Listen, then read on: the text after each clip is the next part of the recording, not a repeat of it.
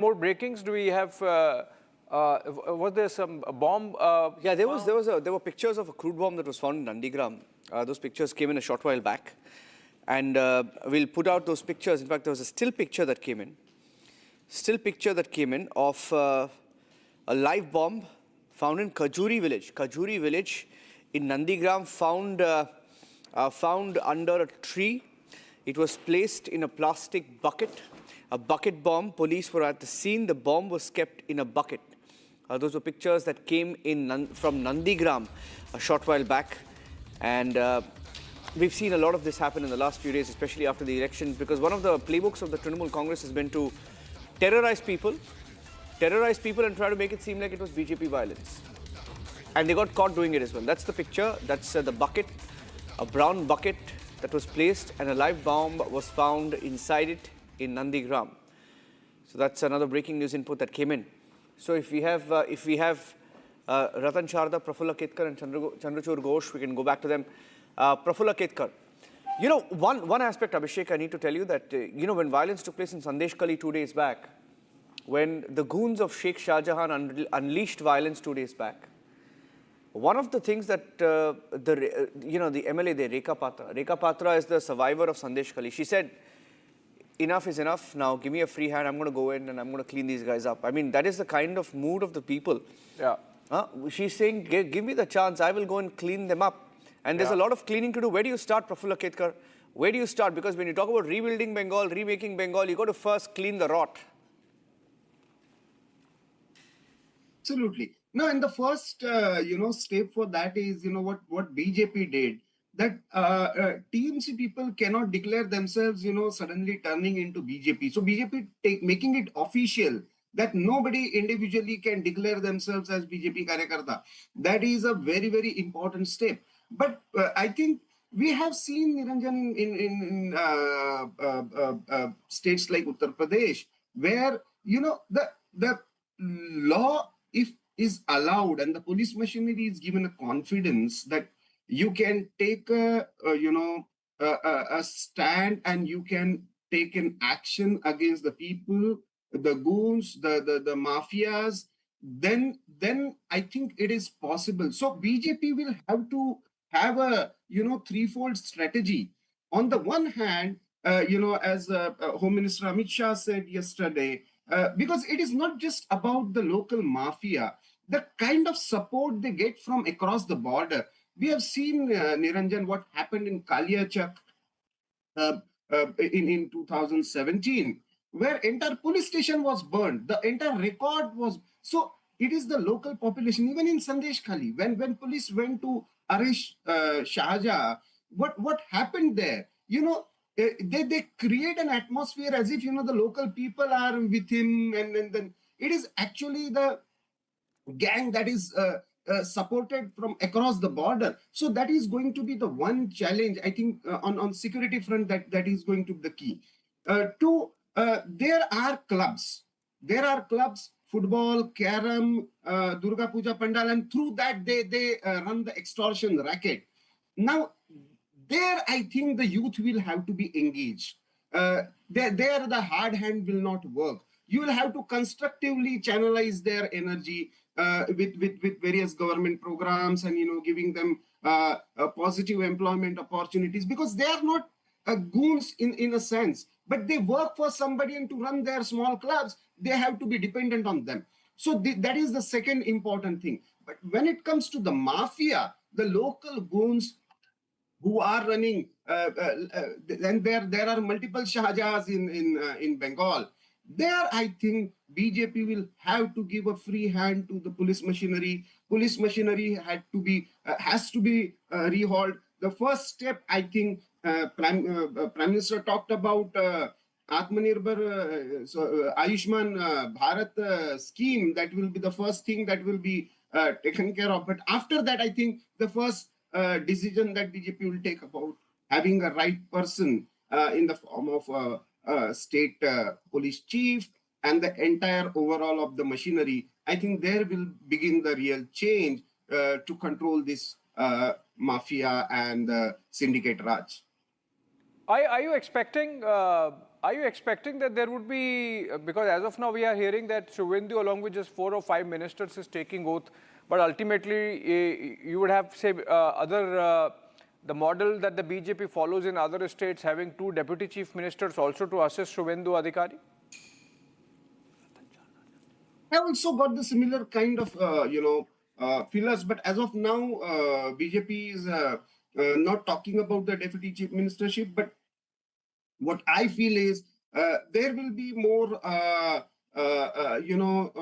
thought about the kind of representation that has to be given. Because North Bengal is one area, the Chai Bagans, the Siliguri area, there the BJP has performed very well. The people from there have stayed rock behind. Please hold on to your thoughts. R.N. Ravi there in the pictures we had. He was paying respects to Rabindranath Tagore. It's his birth anniversary today. And I think BJP also making a point of sorts there with this connect with the Bengali culture. Their government, the first government in Bengal, is going to take oath on the birth anniversary of Rabindranath Tagore. Remember, it had become an election campaign issue on the pronunciation of Rabindranath Tagore. The Bengalis prefer to call him Tagore, originally Thakur. And in Hindi, I think they still call him Rabindranath Tagore, but in English it becomes Tagore, and that's sort of stuck.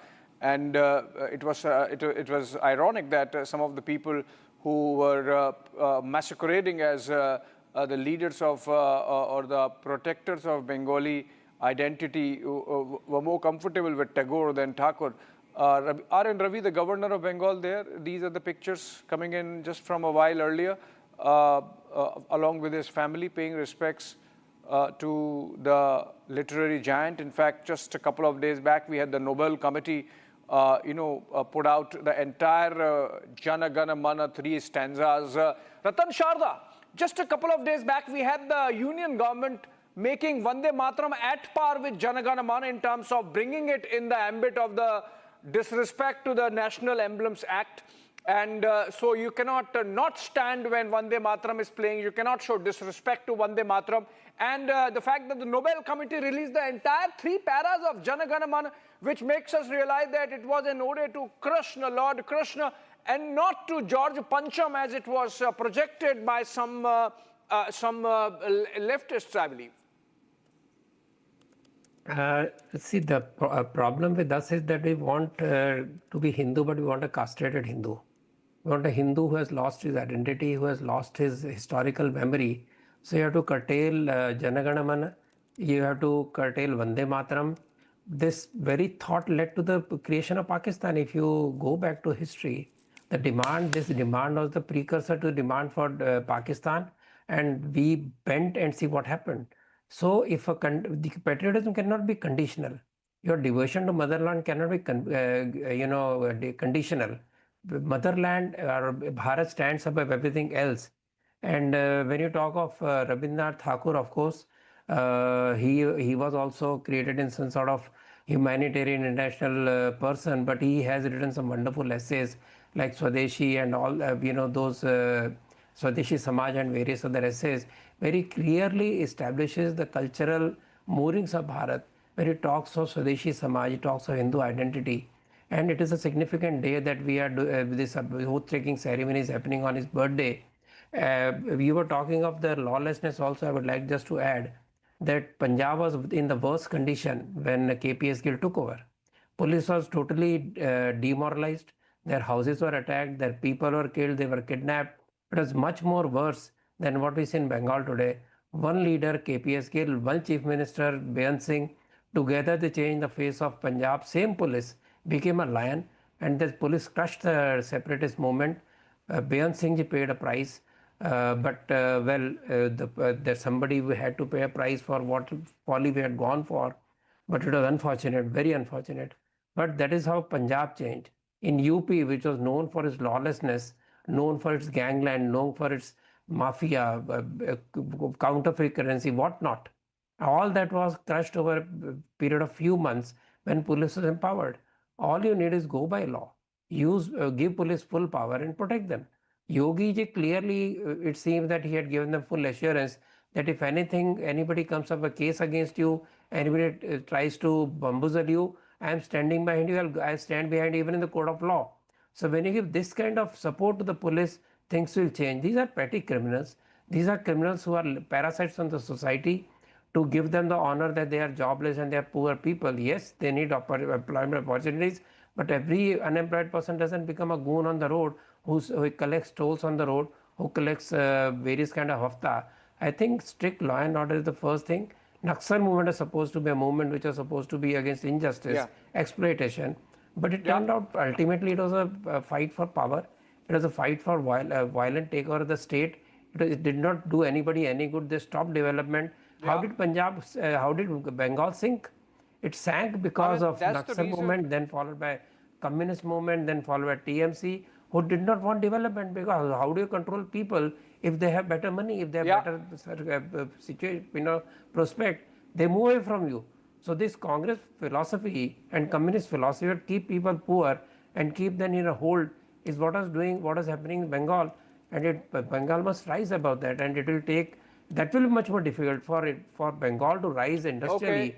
Commercially, it will take much more time. Chandrachud, just quick question from Chandrachud. We were talking about the connect with Bengal as Abhishek has just started talking about. Now, Suvendu Adhikari, there was a lot of, Trinamool was talking about Bengali Ashmita. We was talking about, there will be a Bohiragoto leaders in Bengal. But with Suvendu Adhikari, Mr. Ghosh, you feel that they are trying to counter. He's a street fighter. He's one who has experience, administrative experience also when he was in the TMC. And also the fact that how BJP has been, including the Prime Minister, trying to be, carve out an endearing figure with, Bengali culture from Jhalmuri to even March Bhat. You have Anurag Thakur also having, fish with Chandan Tilak on his forehead. So there has been a lot of connect with the Bengali culture, with all the leaders of the BJP coming together. You feel that Suvendu Adhikari is the one who will actually carry that forward and give that counter to the TMC?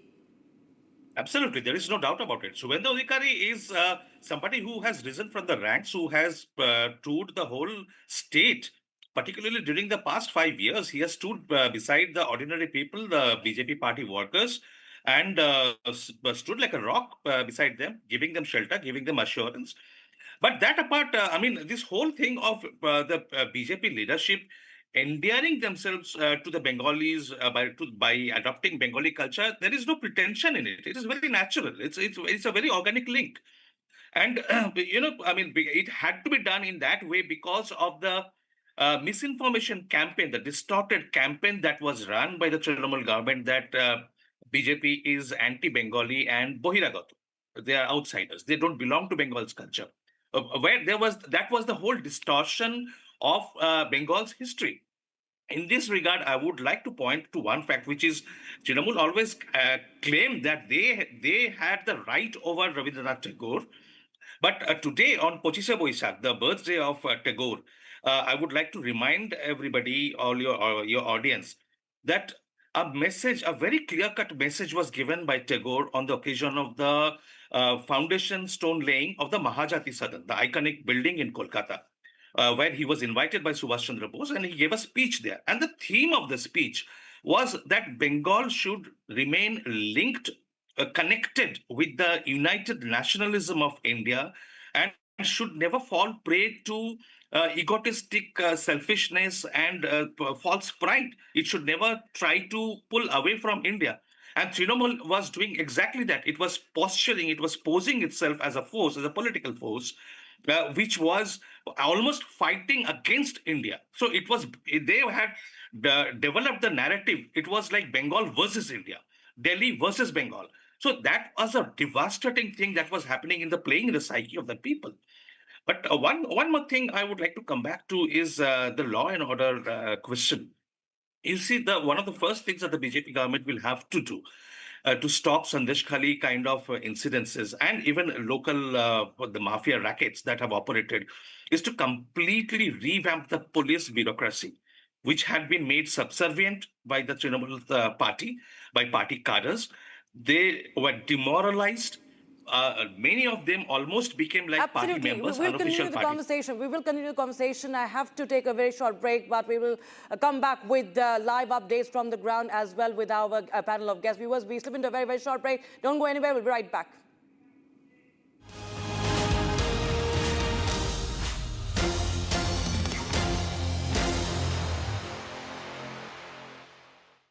Pure सूजी pasta उबालो मिलाओ और खाओ 8 minute में तैयार। क्या taste है सबका राजा hardware मसाला।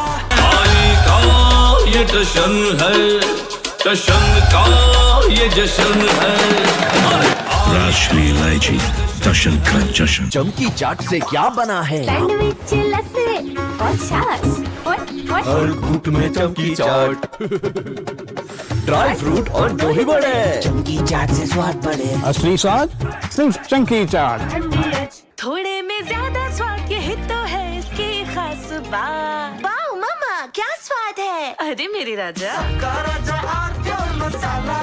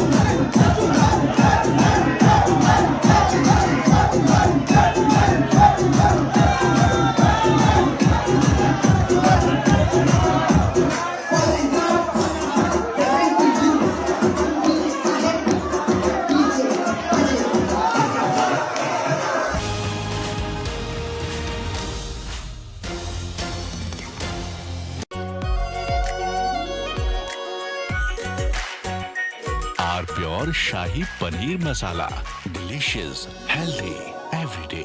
रानी इस घर में कुछ है जो टूटता नहीं। ये पिलर कभी नहीं टूटेगा। रुंगता स्टील TMT से बना, रुंगटा नहीं तो घर स्ट्रॉन्ग नहीं, रुंगटा स्टील टीएम की बात एकदम सॉलिड। चमकी चाट से क्या बना है? आलू चाट या फ्रूट चाट, स्वाद बढ़ाए चमकी चाट। क्या बात है, स्वादिष्ट पकोड़े और फरसान, अरे चमकी चाट है इसकी जान। असली स्वाद सिर्फ चमकी चाट।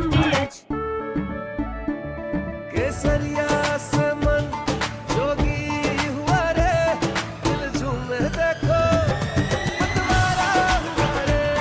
केसरिया से मन जोगी हुआ। हर पल मनाओ केसरी त्योहार। विमल, बोलो जुबान केसरी। आर प्योर सूजी पास्ता, उबालो मिलाओ और खाओ, 8 मिनट में तैयार। क्या टेस्ट है सबका राजा are pure masala.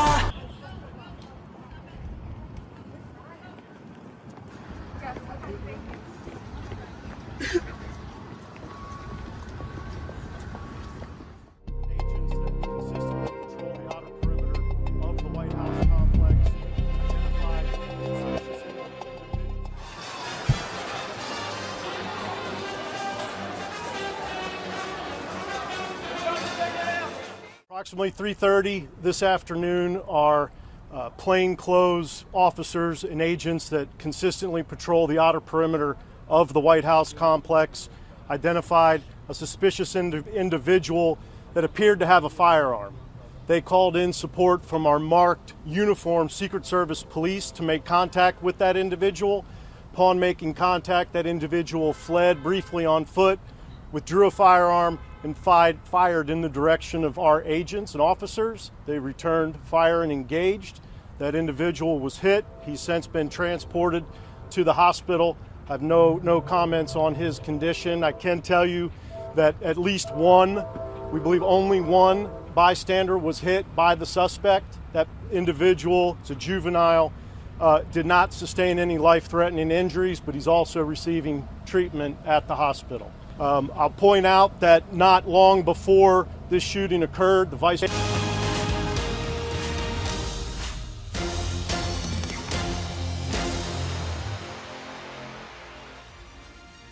All right, we are getting these pictures of Prime Minister arriving in Kolkata with his special aircraft, and very soon he would be at the Brigade Parade Ground where the oath-taking ceremony of the first BJP government of Bengal is going to take place. Suvendu Adhikari to be the Chief Minister, taking oath as Chief Minister along with 5 other ministers. Other pictures coming in. Defence Minister Rajnath Singh arrived.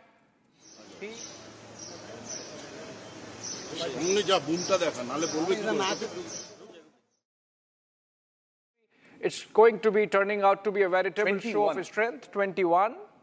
Suvendu is going to be 22nd, of course. So a couple of hours before that happens, an hour at least. And then they'll all go together to Assam. Then 22 will go to Assam. Yes, but it's not today, right? No. Yeah. So they did not have enough numbers to get Chennai, right? Not yet. You never know, actually. Yeah. Anything could happen. Yeah, and can we go to Chennai and look at we had what's some happening breaking there? news coming in because it's complete. The suspense thriller that it's turning out to be, I think, Jananayagan. It's like the 300 crore movies that Vijay used to dish out.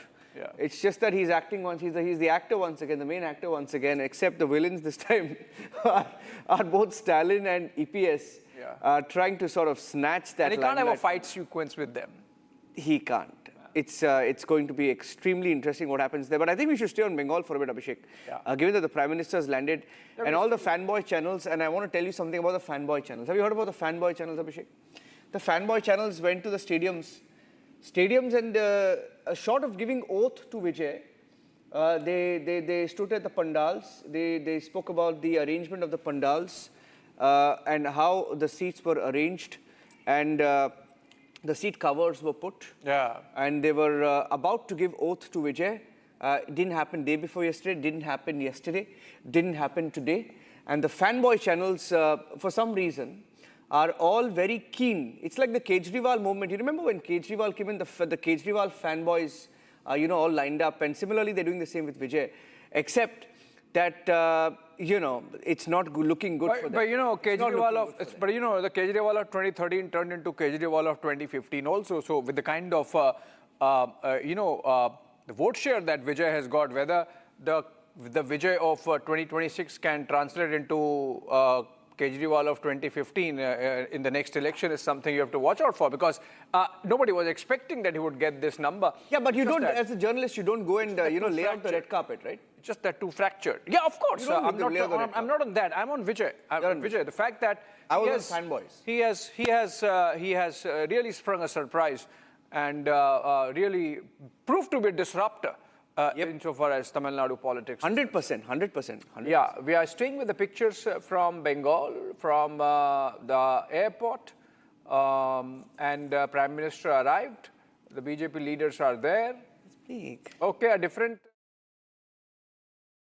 plane landing. We will see him out in a bit. And do we have more pictures? Something more from Brigade Parade Ground, perhaps? Has Suvendu Adhikari reached?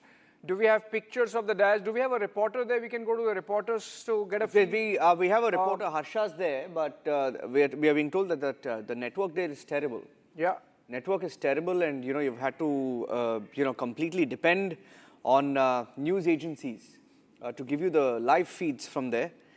But Shatarupa is joining us live. I think we can go to Shatarupa, contested from Baliganj in Kolkata. Tough fight. She fought a tough battle. Shatarupa, a big day for all of you. Why are you not at the Brigade Ground? Why are you at home? Why are you in Baliganj? It's your fault.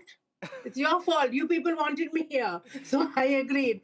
And then the central media said that, no, I need to be on television. So here I am, all decked up to go to the Brigade, but I'll have to see the Brigade through you people. But Shatarupa, we are already getting those reports that very low intensity post-poll violence continues. The BJP leaders have made statements of intent that this should not happen, that this is not allowed. Do you see a clean break from earlier culture of political violence in Bengal? 100%. You see, the intent is very, very, very clear from our leadership. Our state president has made it very clear that just by picking up a flag and overnight, coloring your forehead with saffron abid does not make you a BJP. You should have been part of the struggle to be called BJP now. You should have been a member. You should have understood our ideology and then call yourself a BJP after going through the official protocol of membership. But here, Shamikda has very clearly said that just by, carrying a flag, you go and disrupt somebody else's office. This is not part of our culture.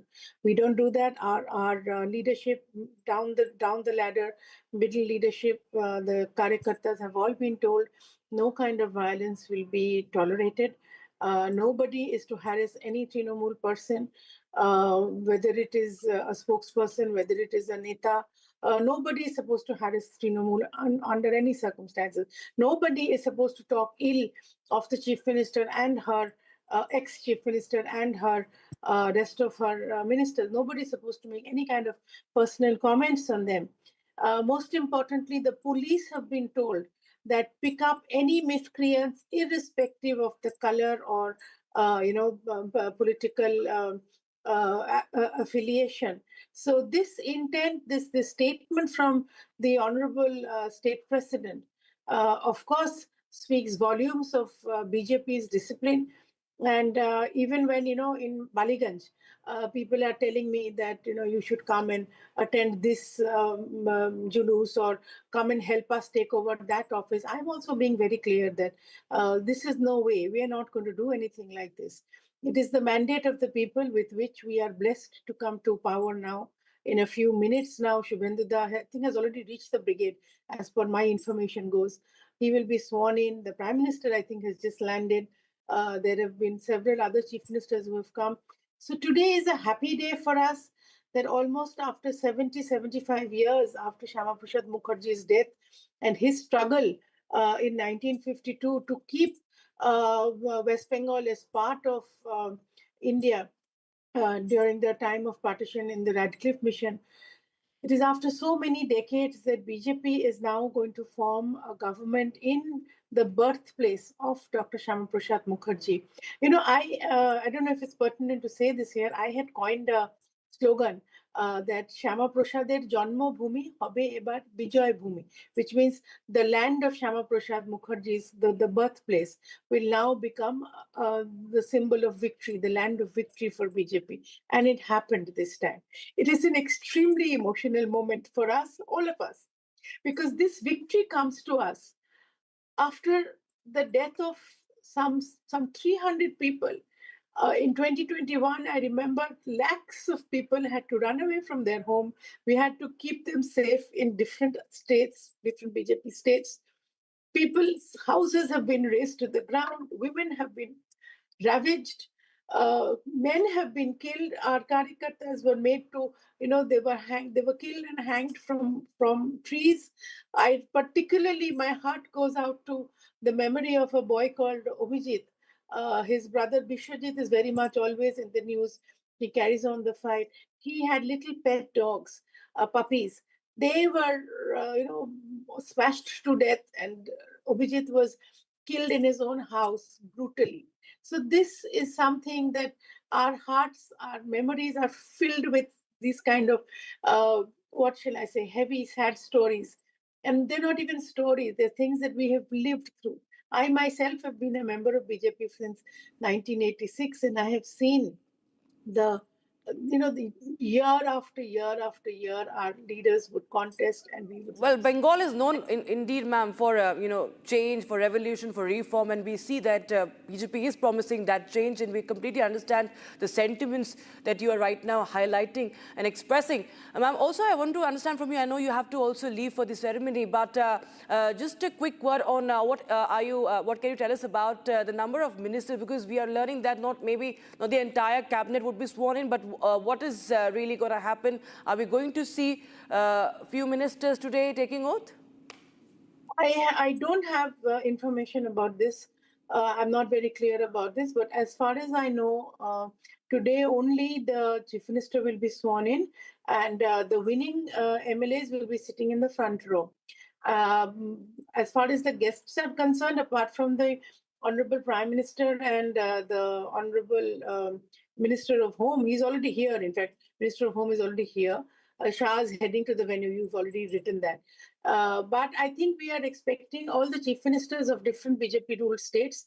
I think I saw on your screen Dharmendra Pradhan. Smriti Irani has just landed, I'm told. So that's it. I'm not very clear. I can't say yes, I can't say no. I'm not very clear as to who else will be sworn in, but as far as I know, I think it's only the Chief Minister who will be sworn in today. Okay. I just want to make a point here, where she contested from Shaturupa, and we'll stay on the pictures. I just want to make a point. Baliganj. Abhishek, if you know Kolkata, Baliganj, the demography of Baliganj has changed. In the last 10 years, I can tell you personally, I've seen Baliganj, and you can't recognize Baliganj there. I mean, let me just say infiltrators from Bangladesh. It is, yeah, she's saying something. No, not infiltrators. This is the irony of Baliganj. Baliganj has it's a constituency which is supposed to be, it is regarded as one of the most posh constituencies. Yeah. However, the Muslims who reside in Baliganj is an official whopping count of 64% and an unofficial double whopping count of 79%. However, there are no infiltrators here. Here, the Muslims have chosen to live in India at the time of Pakistan. So they have not been, erased from the SIR list. They are very much part of this constituency. And when I was campaigning, I made it very clear to them. I met them. Some of them came over to meet me. That it is high time that you chose a government which thinks of you as human beings, thinks of you as citizens of India. Muslims of Baliganj would ever vote for you? No, they didn't. They didn't. Would they ever vote for you? They didn't. No, they didn't. They didn't. They are like middle class, well-off Muslims? No, I don't think so. Because, when I saw the booth-wise, while in the counting room, when I was looking at it booth-wise, it was very clear that it was a very unfortunate divide. The entire Muslim population, almost 90% of the Muslim population, only chose to vote for Trinamool. They did you make an outreach? How did you make an outreach when you say that, you know, when Suvendu at every, you know, drop of a hat says Hindu, Hindu, then how would you convince them? How did you make an outreach? I want to make a correction here. Shubhendida has mentioned Hindu, Hindu, but he has also mentioned that the residents of India, irrespective of their religion, are going to be treated as Indians. There is going to be no divide between Hindu and Muslim. I conveyed that to them. And I remember I had made Urdu pamphlets where Sabka Saath, Sabka Vikas and the yojanas that we have for the Muslim community as well. And more inclusive policy that we have. Shatarupa, I wish you luck in the next election if you're going to get votes, you know, from the other side. It's good. I really wish you luck. I wish you luck. You're speaking like a Bhodro from Baliganj. कार्यकर्ताओं ने शुवेंदु अधिकारी जो CM बन रहे हैं उनका बड़ा योगदान है और आदरणीय प्रधानमंत्री जी के ऊपर लोगों ने भरोसा किया। या भय और भरोसा ये लड़ाई थी, तो भय हार गया और भरोसा मोदी जी का जीत गया। और इसलिए अभी डबल इंजन की सरकार यहाँ काम करेगी, यहाँ परिवर्तन होगा, यहाँ डेवलपमेंट होगा, यहाँ इंडस्ट्री आएगी, इंफ्रास्ट्रक्चर होगा, लोगों को रोजगार मिलेगा, माता बहनें सुरक्षित होगी। बहुत बहुत धन्यवाद। Okay, that's okay. Eknath Shinde also there. Let's go across before we take a break and come back. I want to go across to Adwaita Kala also joining us. Adwaita Kala is a commentator on politics, and she's you know, seen and witnessed governments come and go, governments fall, arrogant leaders fall. For some reason, I remember, I can't help but remember the Uddhav Thackeray government, Abhishek, and the fall of Uddhav Thackeray government. It's something like that. You know, when we look at what happened in Bengal, I think people were extremely angry. Adwaita Kala, when you look at the BJP government being sworn in today, how would you describe the emotions of the people of Bengal?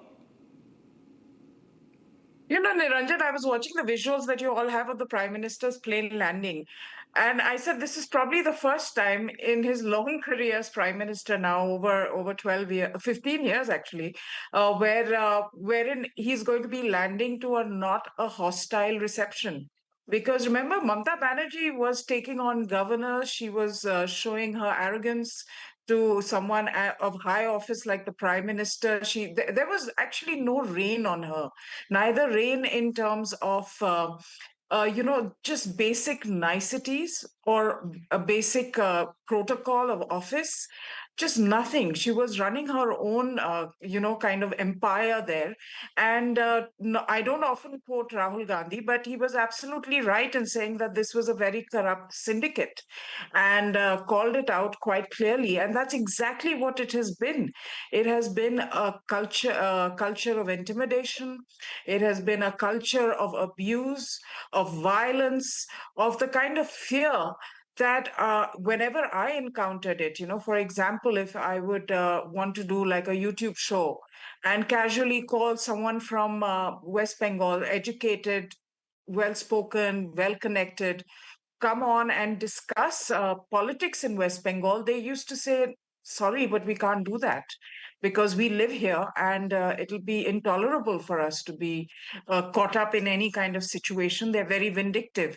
So this was what was going on right from, you know, the so-called Bhadralok to the cadre on the ground, to poor people, on the women of Sandesh Khali. There was just this air of intimidation and fear, which was frankly something that one has not witnessed in any other state of India. And once you realize that, you see just how monumental this victory was and the personal sacrifice that many people have made over the years, nameless, faceless people with no possibility of power, making sacrifices year after year, decade after decade. So this moment really belongs to those brave people who stood by their party, stood by their ideology, stood by the democratic principles that we have all been assured, that of freedom to live and to speak in the way we want to. And this, unfortunately, was not the reality in West Bengal. And I always say this, she used elite voices very strategically. So in Delhi and on television screens, she I mean, a would, very different picture of Trinamool on television and a very different picture on the ground. I mean, the difference between Sayoni Ghosh and Santosh Khali, Yes. If I could try to show the contrast with those words and those names. Rakshita, I think we have our reporters on the ground. Adwaita, stay with us. We are coming We'll back. take a short break. Short break. Short break. Coming back on the other side with ground reports and, of course, live coverage.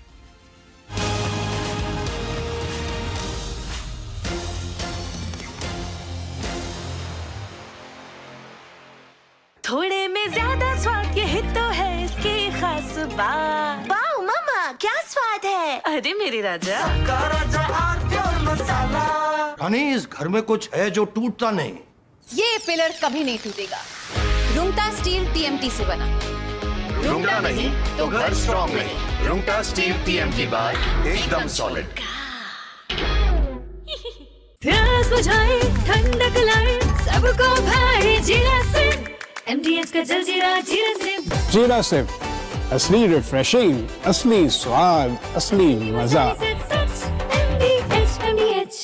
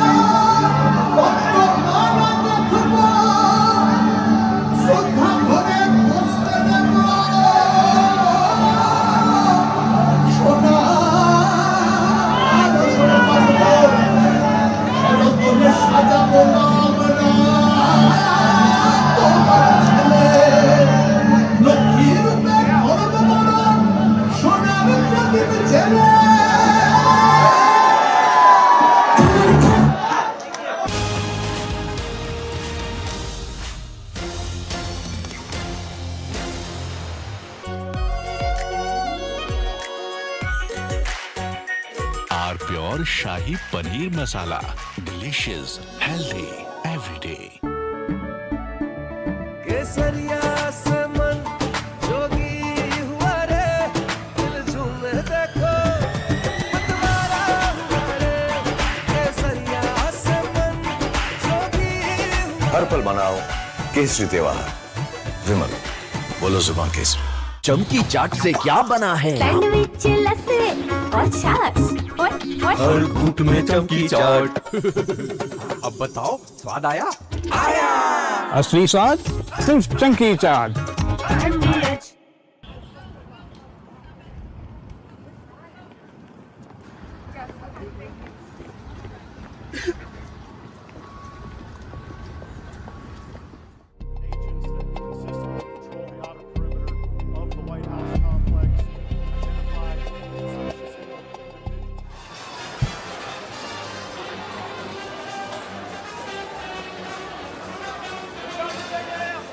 Approximately 3:30 this afternoon, our plainclothes officers and agents that consistently patrol the outer perimeter of the White House complex identified a suspicious individual that appeared to have a firearm. They called in support from our marked uniformed Secret Service police to make contact with that individual. Upon making contact, that individual fled briefly on foot, withdrew a firearm, and fired in the direction of our agents and officers. They returned fire and engaged. That individual was hit. He's since been transported to the hospital.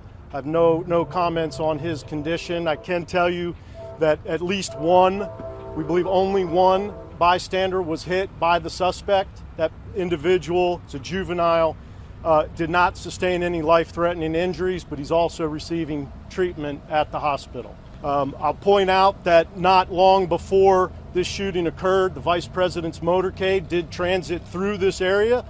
The investigation itself, in terms of the use of force in the shooting, will be conducted by Metropolitan Police Department.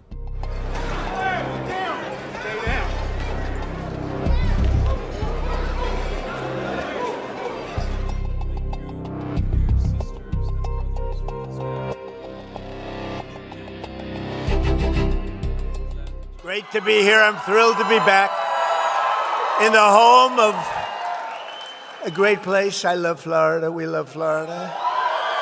With all of the very proud, great American patriots of the villages. Are we happy with the villages? We like the villages. Now, you know, I shouldn't be here. There was just an attempt, I won't use the word, an attempt, they say, on my life. I should be indoors at a secure facility where I can quietly, beautifully, and safely play out my term, destroying everything that comes in our way, like bad countries that want to get nuclear weapons.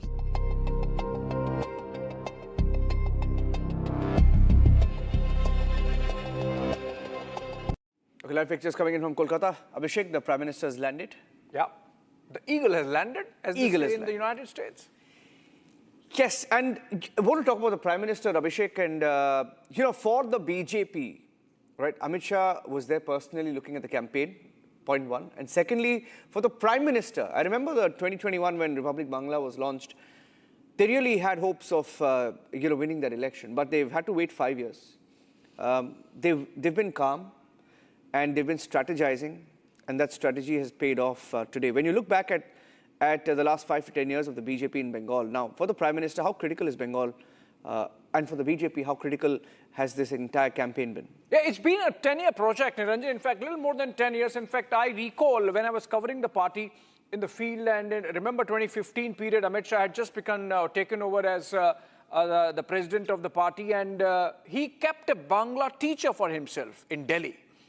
Amit Shah was learning Bangla. Oh. And I remember I went to Kolkata a couple of times to cover a couple of his, visits and rallies.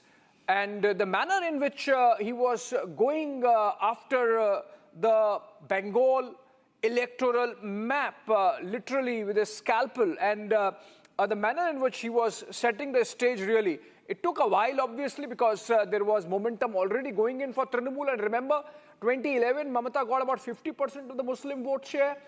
In 2016, it increased to 65%. And it peaked in 2021 at 75%. And that really explains why, even as BJP was consolidating its own vote share and seat share, Trinamool continued to have an edge. That edge now stands blunted because whatever maximum the Trinamool could extract from the Muslim vote bank, they have done, and BJP in the meanwhile consolidated the Hindu vote bank, translating into these number of seats. So it's been a long project. A lot of things remain unseen. So, for example, a small thing, Niranjan, the BJP held about 1,000 odd Narendra Cup football events. Yeah. Right? Narendra, of course, in the name of Swami Vivekananda also, it can be said, but also in the name of the Prime Minister.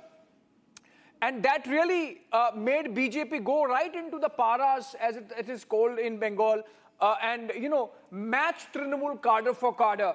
Similarly, of course, the booth systems that were put in place by Amit Shah finally coming of age in Bengal and translating into electoral dividends for the party this time. Prime Minister's chopper landing at the Brigade Parade Ground, which means we are looking at the event starting anytime. And 11 o'clock is the time that oath-taking has to take place, so the time being kept. We have our Hindi team live from the Brigade Parade Ground. Can we cut to it? वक्त है, लेकिन PM Modi Kolkata की धरती पर पहुंच चुके हैं। इससे पहले पीएम मोदी जितनी बार भी अब तक आए हैं बीते कुछ दिनों में, तो पीएम मोदी चुनाव प्रचार के सिलसिले में आए। पीएम मोदी ने यहाँ पे 20 से ज्यादा रोड शो किए, 40 से ज्यादा यहाँ पर रैलियां की, इसके अलावा नुक्कड़ सभाएं की, इसके अलावा झालमुड़ी खाई, हुगली नदी पर नौका विहार किया। लेकिन आज का मौका बहुत खास है, क्योंकि तमाम चुनाव प्रचार के बाद बंगाल की जनता ने बीजेपी के भरोसे पर जो अपना भरोसा जताया, उसके बाद आज ऐतिहासिक दिन है, क्योंकि आज शपथ ग्रहण का कार्यक्रम है ब्रिगेड परेड ग्राउंड, जिसका अपना बहुत पुराना इतिहास है। उसी ब्रिगेड परेड ग्राउंड पर कुछ देर में शुभेंदु अधिकारी बीजेपी के पहले मुख्यमंत्री के Waiting for the live feed to come in, Abhishek. When the live feed comes in, we're going to go across straight up. And as we do that, let's get you some breaking news from Tamil Nadu. Complete drama in Tamil Nadu. Vijay thriller continues. And 116, he needs 117, has just 116. AIADMK MLAs are returning from Puducherry. They are meeting EPS. Dinakaran claims his MLA has been abducted. DMK says this is no politics of change, and Vijay's turned out to be just one of them. It's complete drama in Tamil Nadu. Going across to Sharda with the updates. In fact, Dinakaran spoke to Sharda and showed how they faked the letters last night. We have that. Let's play that out, what Dinakaran said, and we'll come across to my colleague Sharda as well. Okay, Sharda, I'll come to you. If you can tell us what is happening there. All these leaders are coming back. Is there a meeting? Are they continuing to strategize? Why is VCK delaying the decision? Picture abhi baki hai. Niranjan, as of now, the VCK is yet to announce the two MLAs, whether they are supporting the TVK or whether they're going to continue with the DMK. However, yesterday the left parties, the communists, while announcing, said that the VCK is also along with them. The official letter has not yet been given. However, the meeting of the VCK went on from 5 p.m. to 8 p.m. last night, and following that meeting, Thirumavelan even met the former Chief Minister M.K. Stalin of the DMK party, so that created a lot of confusion if the VCK leader is going to be supporting the TVK or not, whether the decision is with the TVK or they are going to be continuing with the DMK. The question is still there. Vijay is right now at 116 numbers, and the two more is required from the VCK party whom he has approached, so we have to wait and see. In a few minutes, VCK is to be giving their official announcement of which they are supporting the TVK or not. We are still waiting for that. The game continues. Meanwhile, the AIADMK MLAs who were in Pondicherry are now returning to meet the party General Secretary Adhikari Palniswamy. If Vijay's number do not reach 118, AIADMK will move forward to the governor to give a letter, because last night we saw AMMK leader telling that AIADMK Adhikari Palniswamy should be called to form the government. AMMK leader speaking to us mentioned that while DMK has decided to go as opposition, it is the third party AIDMK, which is a number with the leading numbers of 47, should be invited to form the government, following which they will call for an alliance with other parties, and if there is support, the third third in line AIDMK might for the government is what AMMK leader Mr. Dinakaran has told us. So now the game continues on, whether the DMK is telling that they want to play the opposition, whereas the AIDMK says they want DMK supposed to come back to the first place and continue ruling, and whereas TVK's Vijay is still fighting for 2 seats to reach the majority of numbers, Niranjan. I think it's still a thriller, and the fact that 107 MLA party's leader Vijay has to go to the office of 2 MLA party VCK really shows the kind of pincer that that the situation is in so far as Vijay is concerned. It's despite the performance, it's not been a smooth sailing, and it seems like he just might about manage the numbers, but as of now, it looks like a little tight. We'll come back to you both, Aishwarya and Sharda. Okay, Aishwarya, in fact, is outside the VCK office. Aishwarya, how long before Vijay comes in? Because we are hearing that he's going to be there to plead for his case and get the support of those 2 MLAs. Absolutely. First, we are waiting for Thirumavelan, the BCK chief, to finally make an official announcement whether he might support TVK or remain in the DMK alliance. But after Thirumavelan's official announcement, Vijay is also likely to come here and speak to Thirumavelan and, in fact, thank him or persuade him. That is what the situation might lead to. But what our sources is saying is that VCK is all likely to support TVK only, and the entire confusion that happened yesterday was just a courtesy meet with Stalin that had actually blown out of proportion by the media, is what the inside sources of VCK are telling us. But because the CPI, CPM, when they were officially announcing that they are supporting TVK and Vijay's party, they also mentioned that VCK will follow their footsteps as well, and they had also made an announcement on the behalf of VCK saying that VCK will also support TVK, and because Thirumavelan could not reach the press briefing on time, they are making an announcement on the behalf of VCK chief as well. But however, in the late night, there was... Just stay on with us, Aishwarya. We have to just right now go back to Bengal, and my colleague Arnab, in fact, is reporting from the Brigade Ground.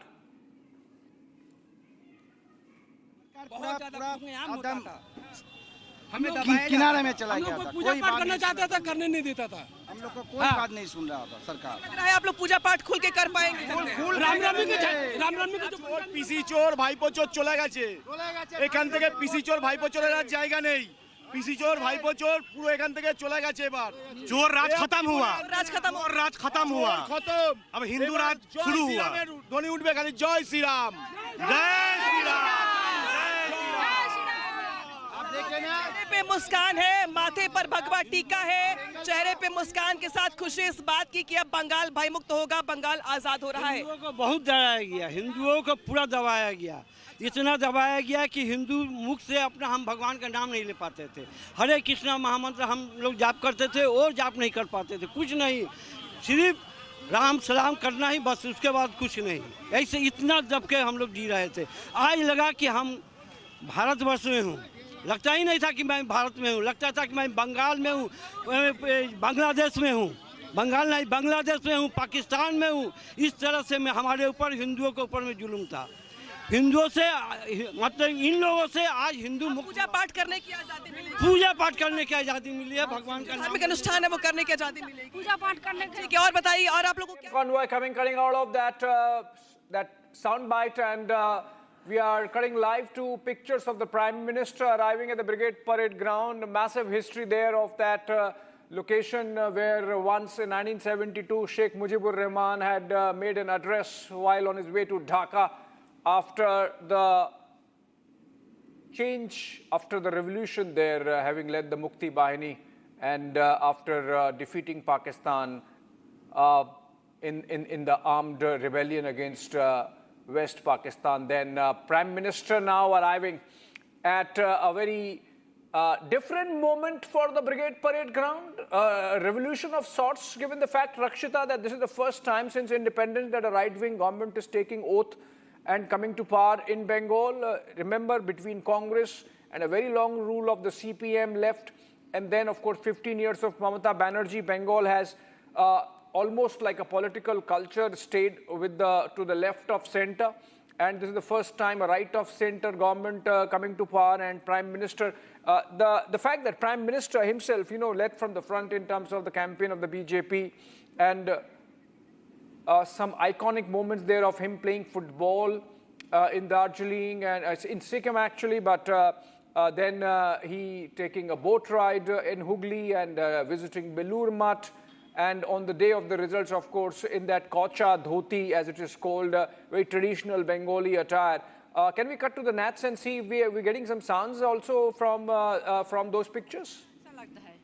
हाँ बहुत माहौल পাল্টানো দরকার ছিল অভয়ের হত্যাকাণ্ডের পরে এটা আমাদের দরকার ছিল अच्छा आप कहाँ से आई हैं मौजतला से आई हुई हैं महिलाओं के लिए माहौल बदलेगा पहले से है पहले बदलेगा हम लोगों का बिलीव है उसमें ये कह रही कि माहौल बदल जाएगा और क्या कुछ चाहते हैं आप लोग नई सरकार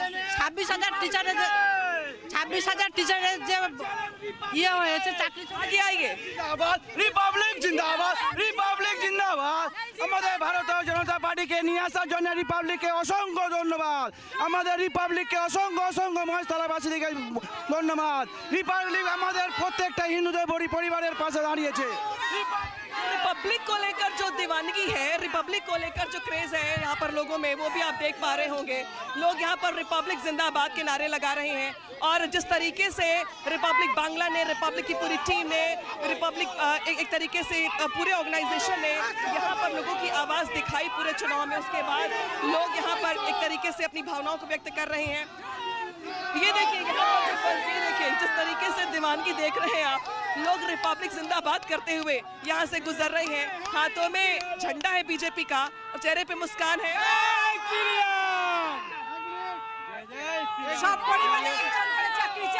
एक एक करके बोलिए बंगाल में एक नया सूरज उगा है बंगाल में एक नया सूरज उगा है बहुत दिनों बाद आज बंगाल का सपना पूरा हो गया जो हिंदुत्व का लिए जो गाली दे रहा था लोग हिंदुत्व को आज हिंदुत्व क्या चीज है लोग अच्छी तरह समझ जाएगा ठीक है ठीक है तो जो हिंदुत्व क्या है आप लोग यहाँ के समझ जाएंगे अब जरा मैं कुछ और लोगों से बात कर लूँ आप लोग बताइए नई सरकार से जी আমাদের মহেশতলাবাসী সমস্ত যেসব কার্যকর্তারা এসে এবং মহেশতলার সমস্ত গ্রামবাসীরা যারা এসছে এদিক থেকে সবাই মিলে আমরা রিপাবলিককে ধন্যবাদ এবং আমাদের তরফ থেকে প্রণাম জানাই সবাই सभी लोग हाथ जोड़कर रिपब्लिक को धन्यवाद फिर देखिए ये भरोसा है के लिए लड़ा है तो सबसे आगे रिपब्लिक है হ্যাঁ सबसे आगे रिपब्लिक এই যদি না থাকতো আজ আমরা হিন্দু অনেক নিচে নেমে যেতাম রিপাবলিককে ওই ভাষা কইতা এই রিপাবলিক বাংলা আমাদের সত্যের পথে নিয়ে গেছে এই রিপাবলিক বাংলা আছে বলে আমরা যে এই পথে নামতে পেরেছি এই সত্য সাংবাদিক কথার কারণে हम बोल रहे हैं लेकिन कह रहे हैं कि रिपब्लिक बांग्ला ने रिपब्लिक ने हमारी आवाज को बुलंद খুব ভালোবাসি রিপাবলিক বাংলা সারা জীবন দেখে যাবে कार्यकर्ताओं की आंखों में आंसू है बोलते हुए We've seen that. Okay, we are getting in some visuals from. Okay, Keshav Prasad Maurya is also there. We can cut across to the sound. पश्चिम बंगाल के लोगों को नहीं पूरे हिंदुस्तान के लोगों की थी और माननीय प्रधानमंत्री जी के वादे पर भरोसा करके पश्चिम बंगाल की जनता ने जो आशीर्वाद दिया है भारतीय जनता पार्टी उन हर वादों को पूरा करेगी शुभेंदु अधिकारी जी के नेतृत्व में कमल खिल गया बंगाल में देखिए आज मैं पश्चिम बंगाल के लोगों का बहुत अभिनंदन करता हूं बधाइयां देता हूं It's a very special day for the people of West Bengal.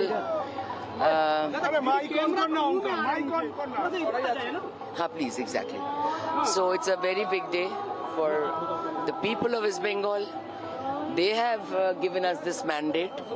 It's them, and now everybody will work and do their best so that West Bengal development actually happens now.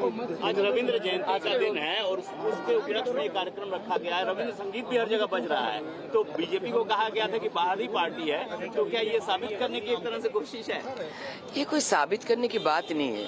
Doctor Shyama Prasad Mukherjee की भूमि को अगर आप बोलना चाहते हैं कि वो बाहर के पार्टी हैं, तो इसके जैसा ये इसका क्या जवाब दिया जाए, बोलिए तो। Thank you very much.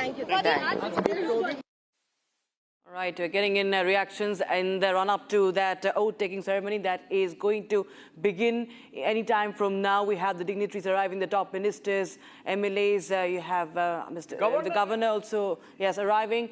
The cavalcade of the governor and the Prime Minister will be also arriving. He has, in fact, landed at the Brigade Ground. He's reached the Brigade Parade Ground. He should be there in the backstage, and very soon we are going to see pictures of the event streaming in and the ceremony starting. It's going to be a small one, Rakshita. We are told 5 odd ministers to take oath. Some of the names are already there in public domain, but we would rather not speculate. Suvendu there in saffron. I mean, he is really both literally and metaphorically worn saffron on his sleeves. And rise of the saffron in Bengal today we see. Today he's making a statement with his kurta also, the rise of the saffron in Bengal. We were discussing that this is a first for the Bengali politics, for the people of Bengal, that they have voted a right-wing government to power after a good 76 years of independence. And Suvendu there dressed for the occasion, and he's going to be taking oath as Chief Minister. Along with 5 more ministers, Bengal can have 33, maximum 33 ministers as per the standard that we have. For 15% of the assembly strength can be the Council of Ministers for any state and the union also. So in the case of Bengal with 294 MLAs, they can have 33. Shatrupa is still with us. Shatrupa. The regional dynamics in play, the fact that BJP has traditionally had its strongholds in North Bengal, and now, of course, breaching the South Bengal bastion of Mamata Banerjee, those dynamics would be coming into play in the Council of Ministers, as also the kind of work that's been done by Union Home Minister Amit Shah in terms of, mapping of electoral constituencies. The fact that SIR played its role, so many things that have gone into this BJP victory. One aspect which is now emerging is that the SIR actually helped the Trinamool more perhaps than the BJP. Well, it's now too late to discuss about the SIR. The fact is that today the new government is being sworn in on the birth anniversary of Prime Minister arriving there in style. Sorry to be interjecting, Shatrupa, but those are compelling pictures. Prime Minister in an open decorated jeep coming in, and an open truck. And this is the first time we're seeing for an oath ceremony. Yes. And I'll have to identify who else is there with him. Shamik Bhattacharya is there. Shamik Bhattacharya, the state president of the party there. So Prime Minister making a grand entrance there in Brigade Parade Ground, venue of the oath-taking ceremony of the first BJP government of Bengal, the Chief Minister designate, and the outgoing leader of opposition, Suvendu Adhikari, on one side to his left, and Shamik Bhattacharya, the BJP president, to his right. And the kind of work that the BJP has done, the kind of campaign they led to perfection, not making one mistake, one slip, not attacking Mamata Banerjee even once through the campaign, making sure that the focus remained on consolidating the BJP vote, and the double-engine Sarkar pitch, which is finally translated into this mandate. The mandate has been massive. The fact that SIR that we were discussing has actually helped the Trinamool and the opposition in the bloc, and wherever there were more deletions, and helped the Trinamool and the opposition wherever there were more additions, and not helped the BJP. So the SIR bluff has been called, and despite that, the BJP has made this tremendous victory in Bengal, 207 seats. Even if you account for the 27 lakh deletions, that remain contested or under adjudication, if you give them proportionate to the mandate, even then the BJP lands at about 180, 190. And so this thing that because of SIR, the BJP has won, or SI has contributed in any manner to the BJP victory, falls flat. Prime Minister, they can make a ground entry. Can we cut to Nat sound there, live pictures, live sounds?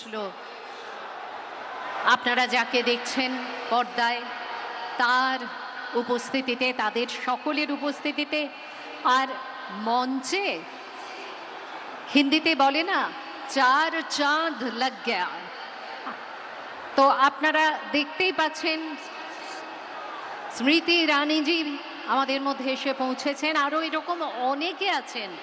কতজনের নাম আমরা করব, যাদের উপস্থিতি ভিন রাজ্য থেকে এসেছেন, তাদের সকলের উপস্থিতিতে আজ কিন্তু সেজে উঠেছে ব্রিগেডের এই রঙিন মঞ্চ।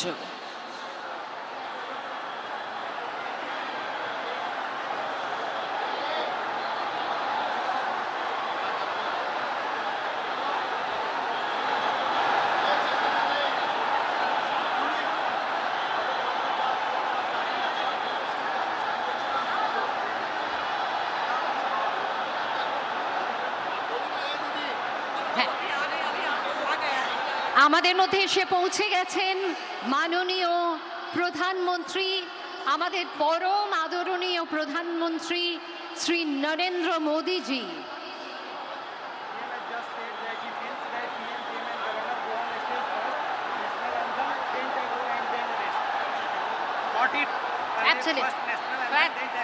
बस नई खुशियों के साथ जागो आज, नई सूर्य किरणों में, शुभ सुंदर प्रेम से उज्जवल और निर्मल जीवन में जीवन का नया झरना फूट पड़ा है। आशाओं के गीत उभर रहे हैं। आज शांति की इस पवन में अमर पुष्पों की साथ सुगंध बह रही है। আমাদের মধ্যে মাননীয় প্রধানমন্ত্রী, তার একদিকে রয়েছেন শ্রী শ্রমিক ভট্টাচার্য, সঙ্গে রয়েছেন সিএম ডেজিগনেট শ্রী শুভেন্দু অধিকারীজি। তারা এসে পৌঁছচ্ছেন এবং তারা মঞ্চে এসে পৌঁছলেই আমরা জাতীয় সঙ্গীত দিয়ে স্বাগত জানাবো। আজকে প্রথমেই আমরা সকলে মাননীয় প্রধানমন্ত্রী এসে পৌঁছানো মাত্র পরিবেশিত হবে জাতীয় সঙ্গীত, তারপরে অনুষ্ঠানের যে কার্যক্রম রয়েছে আমরা তাতে চলে যাব। বাংলার পক্ষে এক অত্যন্ত গুরুত্বপূর্ণ দিন। মাননীয় প্রধানমন্ত্রী আজ পশ্চিম বাংলার বিধানসভার শপথ গ্রহণ অনুষ্ঠানে উপস্থিত।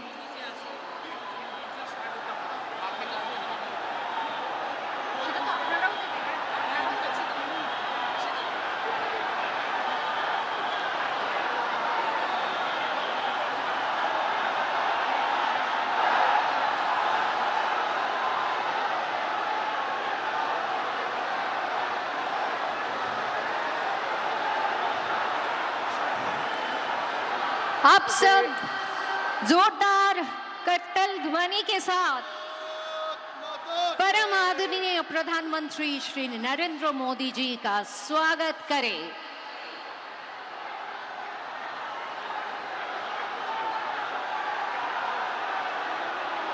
Prime Minister there arriving at the venue, and you hear the massive welcome that Prime Minister has received arriving with Suvendu Adhikari, the CM designate, and the BJP President Shamik Bhattacharya, rest of the BJP leadership on the dais. They have prepared one specific dais where the BJP is memorializing all the BJP workers. কিন্তু যাতায়াতের পথ দুপাশে মানুষ উচ্ছ্বাস, তারা শুধুমাত্র একটু দেখতে চাইছেন, একটু কাছে যেতে চাইছেন।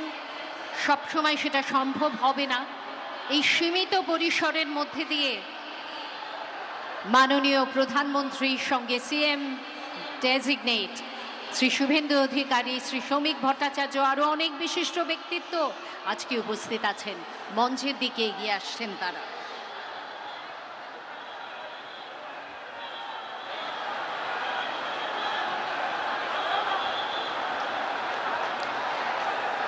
Can we all stand up and give a standing ovation to रक्षा मंत्री जी श्री राजनाथ सिंह, गृह मंत्री जी श्री अमित शाह और उनके साथ है बहुत सारे और व्यक्तित्व।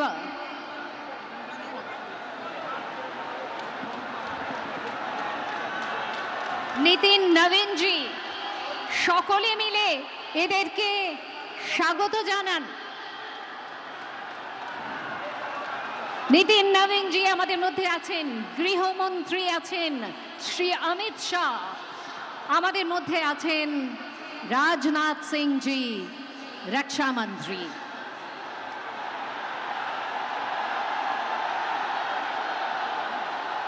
Prime Minister taking a walkabout among the masses there and accepting their greetings.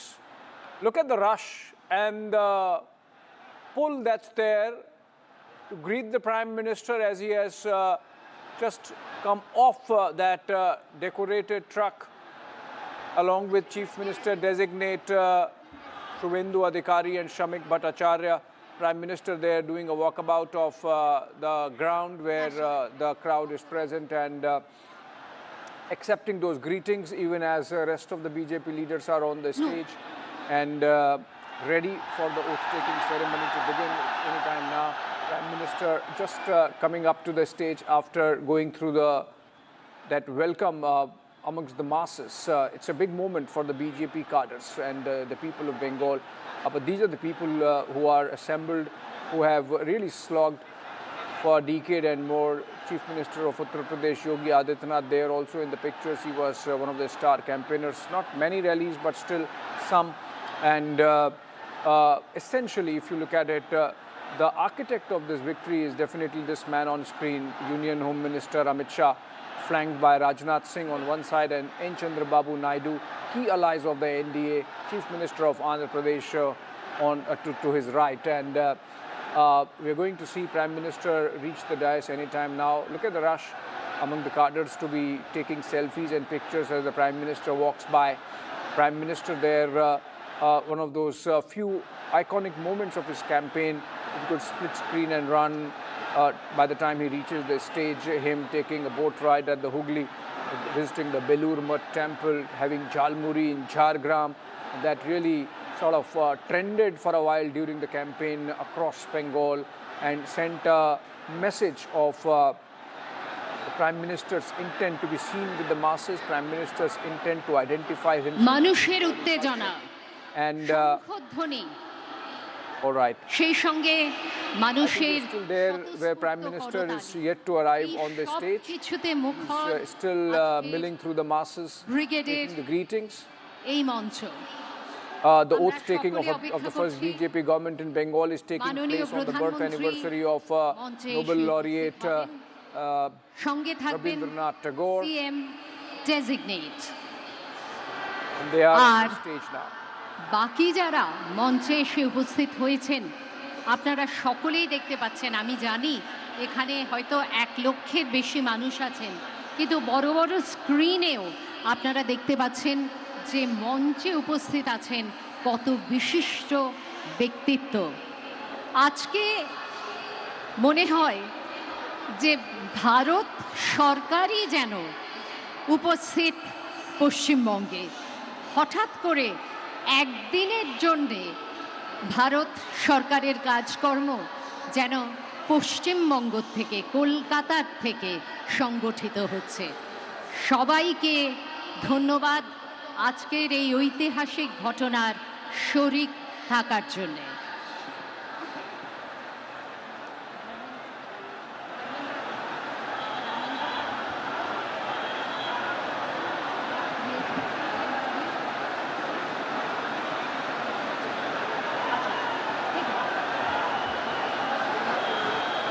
Mithun Chakraborty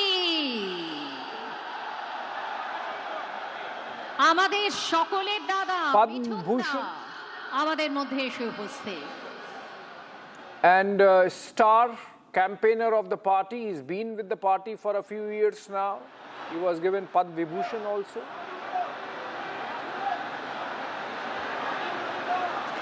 And now we have closer pictures of the stage. You can see the BJP leadership there. Suvendu Adhikari comes with tremendous amount of legislative experience, twice a member of Lok Sabha, thrice an MLA, Mithun of Chakraborty opposition for 5 years, symbol of and energy এসে পৌঁছে গেছেন councillor 3 times মাননীয় from প্রধানমন্ত্রী chairman of the আমাদের Kontai পরম municipality, আদরণীয় the প্রধানমন্ত্রী Adhikari pocket Shri borough, Narendra Adhikari Modiji. family.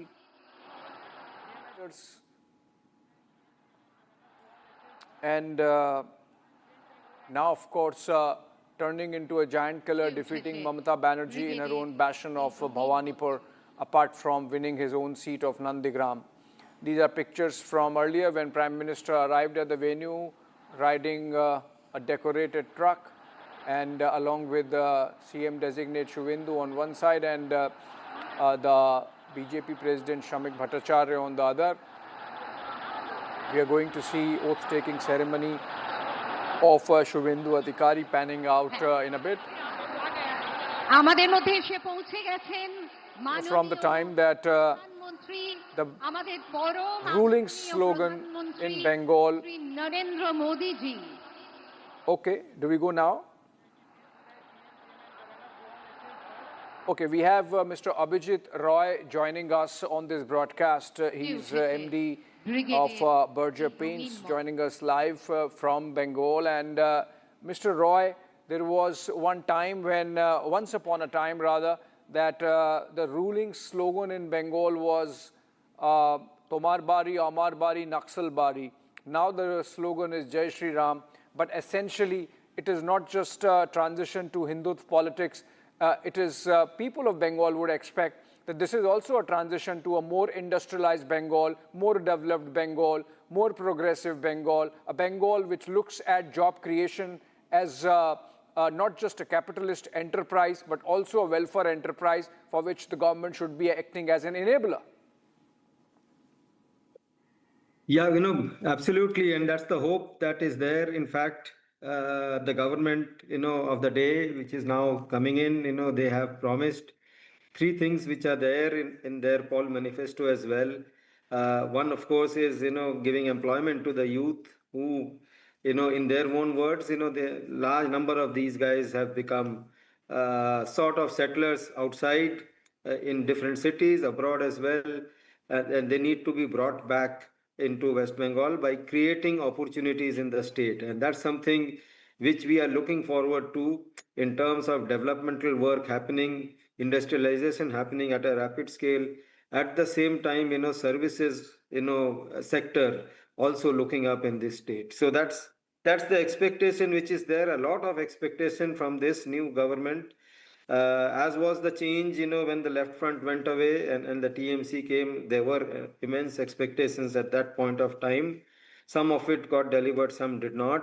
And in this case, it is even higher. 49 years, there was government which was mostly, center and state were different. This time it is the same government, same party government in both the places. The infrastructure development, we are expecting that substantial improvement should happen there, and that's something which we look forward to at this stage.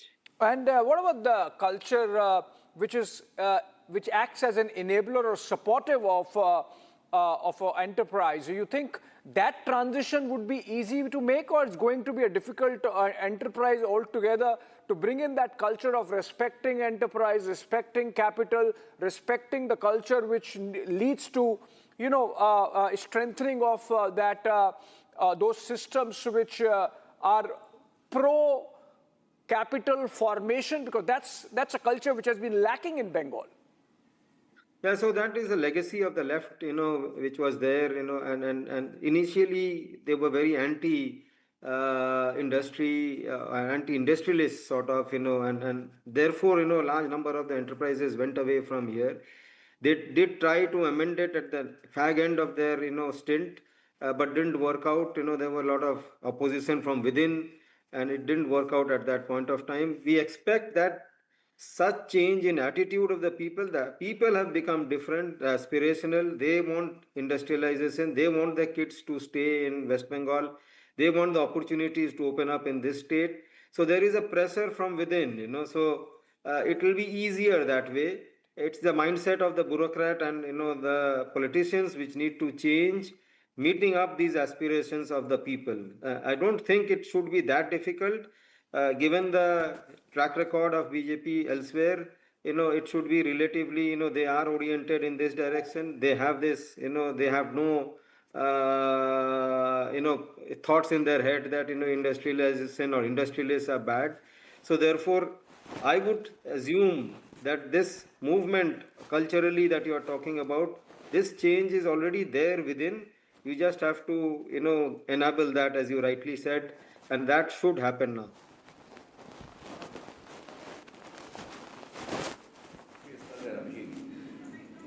People will talk about rebuilding Bengal, and you need to rebuild Bengal. You need to remake brand Bengal, and once the trade capital of India, a lot of people are now asking questions: how do we rebuild Bengal? Because I remember, videos you can see in the last 10-15 years, or at least the videos that we've been shown of Mamata Banerjee harassing industrialists, Mamata Banerjee making uncomfortable the industrialists who are in the crowd, etc. I don't want to get you drawn into that, but on the question of remaking Bengal, rebuilding Bengal, how do you think that's going to pan out in the next few years and decades, perhaps? It's got a lot of, resources, natural and otherwise, in terms of intellectual capital that exists here. In terms of natural resources, we have coal, in abundance. We have a fertile land, so agriculturally we are very rich. So food processing can be a big industry. Any coal-based industry can be good. There are, very strong talent available here, talent pool which is good quality and at the same time, relatively less pricey, I would say. And therefore, for IT services, AI, semiconductor, the new industry can do a wonderful job here in West Bengal. If given the opportunity, I think that is something which will open up here. So both of these, and of course, center and state being together, the infrastructure which was being, not being, developed at the pace at which it should, because of the land issues or other issues which kept cropping up, that might go away, or should go away definitely, and we should see an acceleration in the infrastructure development, including a port which is required, the seaport which is a necessity. Yeah, cutting across live. Abhijit, stay with us. I'm just cutting across live. The Prime Minister there. We have a live commentary. Let's cut across live. माननीय प्रधानमंत्री जी पुष्पांजलि कर रहे हैं एवं সেই সঙ্গে আছেন CM ডেজিগনেট শ্রী শুভেন্দু অধিকারী আজকে মঞ্চে উপস্থিত আছেন মাননীয় রাজ্যপাল শ্রী RN রবি এদের সকলের উপস্থিতিতেই পুষ্পার্ঘ্য প্রদান করা হলো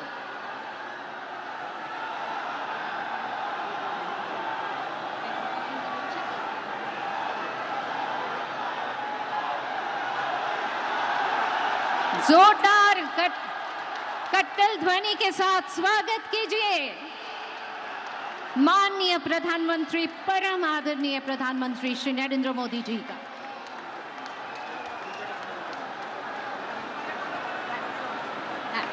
माननीय राज्यपाल उपस्थित आছেন श्री RN रवि उपस्थित आছেন माननीय CM ডেজিগনেট শ্রী শুভেন্দু অধিকারী আমাদের মধ্যে উপস্থিত আছেন শ্রী শ্রমিক ভট্টাচার্য মহাশয় আমি তাকে অনুরোধ জানাবো আজকে শ্রী মাখনলাল সরকার সম্পর্কে তিনি আমাদের বলবেন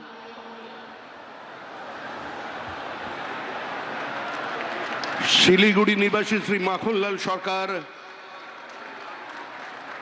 সবরই প্রতীক্ষার মতো দীর্ঘ প্রতীক্ষা ভারত কেশরী ডক্টর শ্যামাপ্রসাদ মুখার্জি, যিনি ভারতের সংবিধান এবং ভারতবর্ষের অখণ্ডতার জন্য এই বাংলায় জন্মগ্রহণ করে নিজের প্রাণ দিয়েছিলেন, যাকে কাশ্মীরের জেলে রহস্যজনকভাবে কার্যত খুন করা হয়েছিল, এবং তার সেই যাত্রার যিনি সহযোগী ছিলেন, সেই মাখনলাল সরকার ৯৭ বছর বয়স হয়েছে তার, তিনিও আজকের দিনে আমাদের এখানে এসে উপস্থিত হয়েছেন।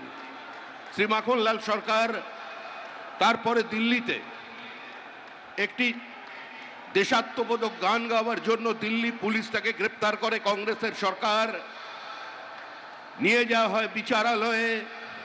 বিচারপতি বলেন তার উকিলের পরামর্শে যে ক্ষমা চান, আপনার মুক্তি দেব, কিন্তু মাখনলাল সরকার বলেছিলেন আমি কোনো অপরাধ করিনি, সুতরাং আমি একটা গান গেয়েছি। বিচারপতি বলেন তাহলে আপনি গানটা গেয়ে শোনান। সেদিনের অপ্রাপ্তবয়স্ক মাখনলাল সরকার সেই গানটি গেয়ে শোনান, এবং তারপর বিচারপতি নির্দেশ দেয় দিল্লি পুলিশকে যে একে ফার্স্ট ক্লাস কামরা করে এর বাড়ি পর্যন্ত পৌঁছে দাও এবং 100 টাকা দাও রাস্তায় যাতায়াতের জন্য। আজকে সেই মাখনলাল সরকার আমাদের মধ্যে আছেন, প্রধানমন্ত্রী তাকে সম্বোধন করবেন। माखनलाल सरकार जो श्यामा प्रसाद मुखर्जी की अंतिम यात्रा का उसका साथी रहे हैं, आज हमारा मंच पे उपस्थित है। हमारा बुजुर्ग जो जीवन में किसी का सामने सर नहीं झुकाया और ऐसे हजारों कार्यकर्ता का बलिदान और प्रतीक्षा का कारण आज इस पार्टी सत्ता में आए हैं। यह सिर्फ कोई सत्ता की परिवर्तन नहीं है, श्यामा प्रसाद मुखर्जी की धरती पर श्यामा प्रसाद का सरकार बनने जा रहे हैं। कश्मीर से कन्याकुमारी जैसा हमारा सपना है, वैसे ही गंगोत्री से गंगा सागर तक डबल इंजन सरकार भारत, हमारा सरकार श्यामा प्रसाद मुखर्जी की सरकार आज बन रहे हैं। ऐसी कितना माखनलाल सरकार ने अपने पूरा जीवन निछावर कर दिया, जिसका नाम जिसका पता किसी भी संवाद की सुर्खियों में नहीं है, किसी टेलीविजन चैनल में नहीं है, जिसका जीवन संघर्ष करते करते चले गए। आज वही माखनलाल सरकार हमारा बीच में उपस्थित है। प्रधानमंत्री जी भी उसको अभिनंदन करेंगे थोड़ी ही बाद में।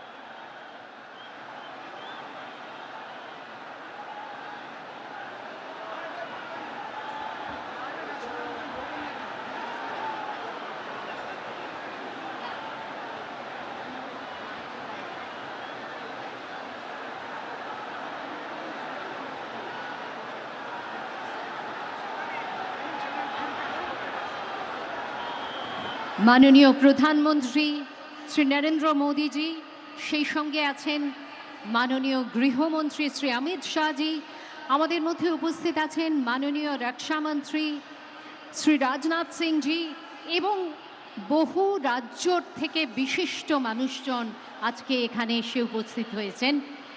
এবং আজকের এই অনুষ্ঠানে আপনারা তো সকলেই জানেন যে আজকে আমরা মাননীয় প্রধানমন্ত্রীরই এই বলা যেতে পারে পরামর্শ ছিল যে আজকের দিনটিকেই আমরা বেছে নিই 25শে বৈশাখ, কেননা 25শে বৈশাখ বাঙালির জীবনের সঙ্গে ওতপ্রোতভাবে জড়িত।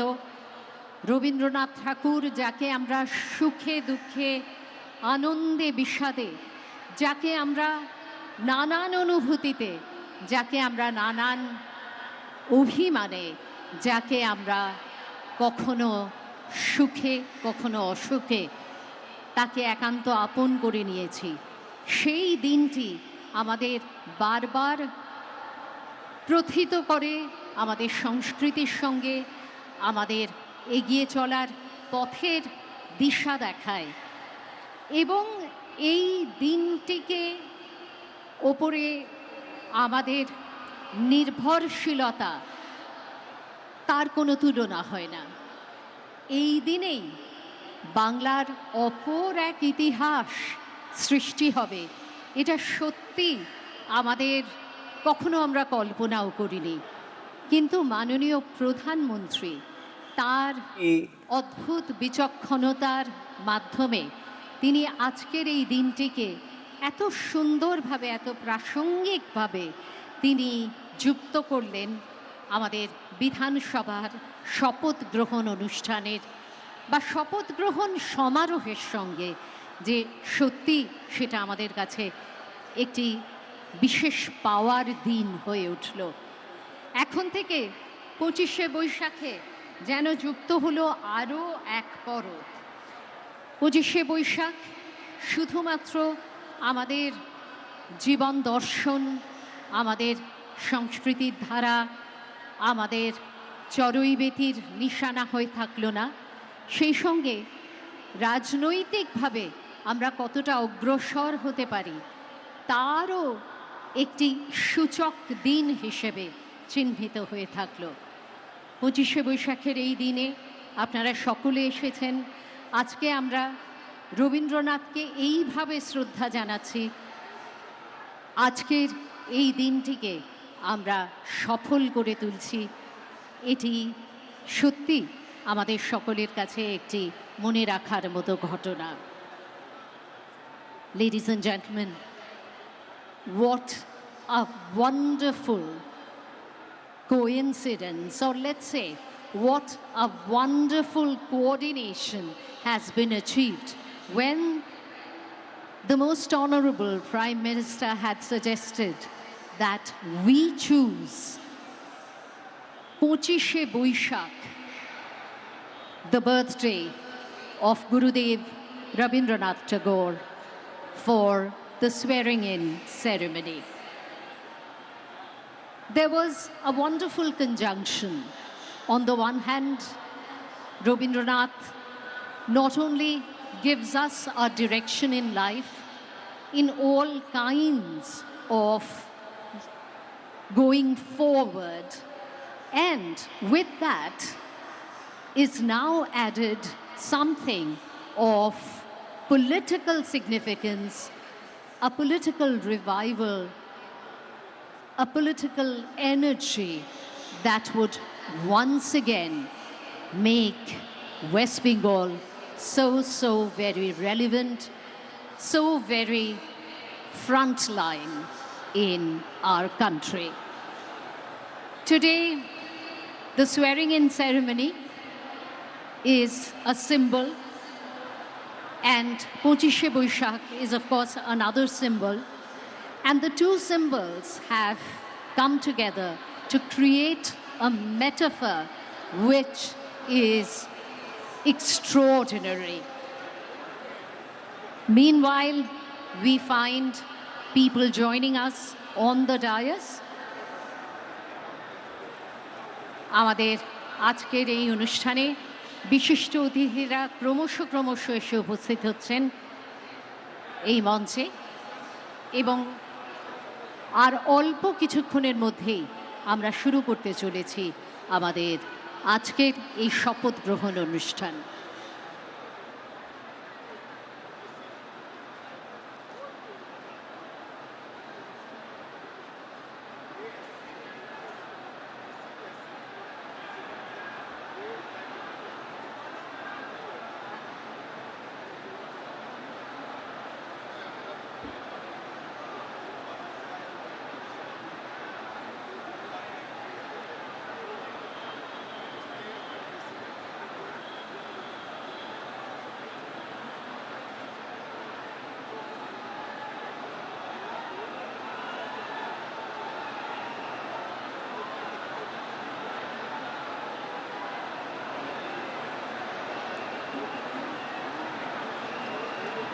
Rakshita, the live pictures coming in from the Brigade Ground, the historic Brigade Ground in Kolkata, where the Prime Minister is on stage, and we are waiting for the moment when Suvendu Adhikari.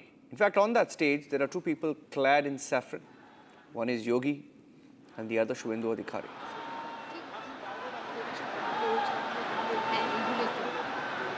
I think Ratan Chadha is with us, Rakshita. I think we can go across to Ratan Chadha until the swearing-in ceremony kicks off. জানাতে ইচ্ছে করছে যে আজকে আপনারা দেখছেন যে মানুষের ঢল নেমেছে, মানুষের মেলা বসেছে। All right, we have Ratan Chadha with us. Wow, thank you.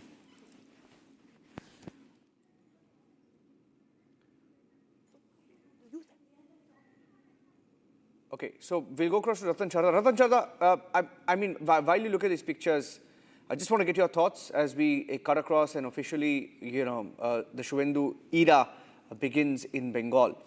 How do you see the next 5 years pan out? Well, next 5 years is going to be very hectic because the expectations have gone sky high. From the bottom of the heap, Bengal wants to reach the apex or apogee of the Renaissance Bharat, which it was earlier on. And it doesn't lack talent, it lacked governance. I think that is what Suvendu has to give policy direction, be very firm in implementation. It's not going to be easy 5 years, but it is going to be necessary to really make Bharat what it could be, because Bengal was once, it was said that what happens in Bengal is goes across Bharat. So that scene has to come back again. And what does it lack? There is no dearth of natural resources, no dearth of intellectual prowess. You have best possible scientists, best possible intellectuals, best possible business and manufacturing facilities at one time. We had path-breaking scientists like J.C. Bose, P.C. Ray, S.N. Bose, you had Meghnad Saha, you had great economists, and you had great industries there. So we just have to remind what Bengal was, and Bengal is itching to go back to its glory. I think that is what is most difficult task for Suvendu Adhikari. First of all, improve law and order immediately, improve infrastructure so people can move around, not stuck in any place where you take 6 hours for a normal journey, which takes 2 hours anywhere else. All this is going to change. It's going to be very, very eventful 5 years. And I think those 5 years will turn into 15 years if the delivery is done well. I see no reason why it cannot be done, because the starting point is so low. The condition of Bengal is now so pathetic that any work will immediately change the scenario. And that is why I expect in coming months and years that once the mood turns positive, it will be kind of ghar wapsi for Bengalis. Bengalis who have populated and who have given lead to communities all over India and who have been successful everywhere, who had to leave Bengal to use their talent, whether they came to Mumbai or they went to US, they have huge talent. So those people have to come back when they feel confident. It's worth going back to Bengal and do something. I think we will see a lot of ghar wapsi in Bengal also, a lot of industries, a lot of intellectual leaders, a lot of economists and scientists will go back. And that's very important, Mr. Chadha. I'll put that point across to Mr. Abhijit Roy, who's the MD and CEO of Berger Paints. He is with us. As Mr. Chadha was talking about, the ghar wapsi factor. How do you bring back, workers? You bring back investment, bringing back people. Creating those opportunities. In your understanding, Mr. Roy, what steps could be taken? What measures need to be taken by the Suvendu Adhikari government now in West Bengal? So, as he rightly said, this is the expectation that is there. So, first of all, the rule of law has to come into existence in West Bengal in a very strictly enforced without party affiliation. That has been a sort of a problem here, right from the left government onwards. And therefore, that is the first step which will give confidence to the people that investments made in this state, are in safe hands. The second is in terms of the infrastructure development which has to happen. As he was mentioning, there are certain bottlenecks there and which needs to be removed. And once that is done, I think, it will look up. Third, there is, as we know, that there are 5 Nobel Prize winners from this state. There is no other state possibly which has this, and there are no dearth of intellectual ability here. It is just the environment has to be created for entrepreneurship to prosper here, and that is something which one would look forward to in terms of the environment. Maybe some big ticket investments initially, once they know that, this government is industry friendly, there will be attraction for the industries. there is one, a missing link here, in terms of the fiscal incentives, which this, there is nothing like that in this state, whereas all other states around give this, so there is an lack of industrial policy along with fiscal incentive, which needs to be brought in immediately, possibly. There, of course, there is a constraint in terms of the financial ability of the state, but, the state will have to look at, how to increase revenue, and also at the same time look for giving this, having this industrial policy with fiscal incentives there. Because all states, if surrounding it, if they give that, and if you are an island which is not giving that, then obviously, it's not attractive enough for investment to happen. So attraction of investment will follow. There is a huge market in West Bengal available. It's a large consumption category market here. And therefore, when you combine that with the right impetus from the government, I'm sure that, there will be a lot of industries who would be looking forward to investment in the state. And that will, encourage the youngsters to stay here. Some may also come back. But more importantly, at least the flight of talent from here should stop. Many thanks, Mr. Chadha and Mr. Roy, for joining us on the broadcast. Viewers, as we get shots in the run-up to the oath-taking ceremony, we are bringing this visual that is actually very heart-touching. You can see this visual is one of the most senior workers of the BJP in West Bengal, Mr. Makhanlal Sarkar, and he's 98. The first one who he felicitated, you can see with that shawl. The Prime Minister is sharing a very, very emotional moment, a very warm hug there. Early grassroots figures. You can understand he has been associated with the nationalist movement post-independence India. And he has been closely working with Shyama Prasad Mukherjee. In 1952, he was even arrested in Kashmir while he was accompanying Mukherjee during the movement to hoist the Indian tricolour there. And from that moment, from those years, from that era to this one, it will be, he has seen it all, Mr. Makhanlal Sarkar. He has seen this revolution, he's seen this change, the Paribartan over decades after after independence. And as we speak, viewers, we understand that our viewers, you can see that, Niranjan, if you could take us to the numbers, so whopping... live number, by the way, that's a live number of viewers tuning into this historic moment in India. It's not just a historic moment in Bengal, but it's a historic moment in India. Over 1.5 lakh people watching the Republic live stream right now. That's 1.5 lakh people who are joining us in this broadcast. Remember that in Bengal, Rakshita, no other channel has faced what our network has under Republic Bangla. Our network was targeted. Our network was attacked. Our network was singled out because we just showed the mirror to Mamata Banerjee every single day. And she would file FIRs not just against our editor-in-chief, but against reporters, against anchors. Many of our journalists have been arrested in Bengal. They were arrested for the coverage of all the corruption, all the scandals, Sandesh Kali, RG Kar, the list never ended. And Mamata Banerjee hated Republic Bangla so much that, rather loved Republic Bangla so much that she would mention our Bangla, our Bangla, our Bangla. Our network, obsessed.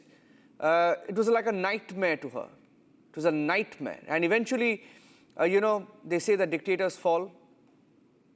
Mamata Banerjee's rule is ended. I'm not calling her a dictator. I just meant that her government has fallen. Ratan Chadha has fallen. Ratan Chadha is live with us. Ratan Chadha ji, waiting for, the oath to be administered to Suvendu Adhikari. But I think for the BJP, it must be a mixed feeling today. I remember in the last elections of 2021, we were all camping in Kolkata at that time.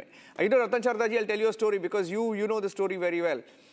Around the time when Republic Bangla was launched was around the time when the Uddhav Thackeray government was here in Maharashtra. And they were hounding us and we were on the run. We were all over the place. And we went to Bangla instead, to Bengal instead at that point, and we launched a channel there. And I still remember the pictures of before and after the elections. BJP leaders being hung on trees, BJP leaders' homes being marked out, BJP leaders hacked to death, some of them even beheaded. in Bengal, and you contrast those pictures to what you're seeing on stage today, I think for the BJP, that is why this moment is special. It's also about all the sacrifices they've made. They've been attacked. They've been hounded, intimidated. Niranjan, I can't forget the day I was in Republic Studios and I could see the start of violence as soon as the results started coming in, I think around 4 p.m. And we fought over it and we were very worried. And in fact, I was one of the few who actually criticized BJP government for kind of abandoning the workers because at that time the leaders who were sent to Bengal simply vanished. And some left, some changed parties, and the workers were left on their own. From that change to how Amit Shah ji and the other organization has finally taken over. See, biggest difference in BJP and any other party is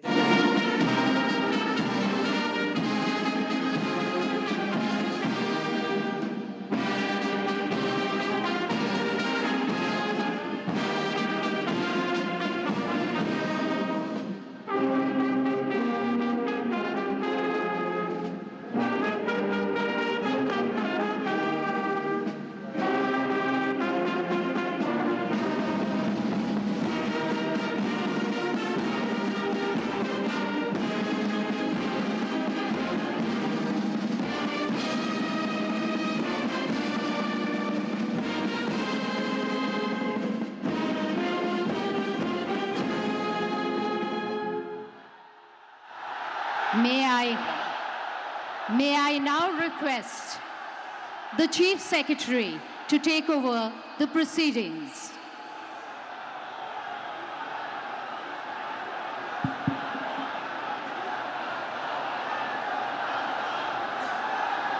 Namaskar. I request the permission of the Honorable Governor to commence the proceedings. With your permission, sir, I may now read the order of appointment of the Honorable Chief Minister. The order reads, the Governor of West Bengal order, in exercise of the power conferred on me by Article 164(1) of the Constitution of India, I, R.N. Ravi, Governor of West Bengal, hereby appoint Shri Suvendu Adhikari as Chief Minister of the State of West Bengal, signed by Shri R.N. Ravi, Governor of West Bengal, on 8th May 2026. May I now request Shri Suvendu Adhikari, Honorable Chief Minister Designate, to take oath before the Honorable Governor.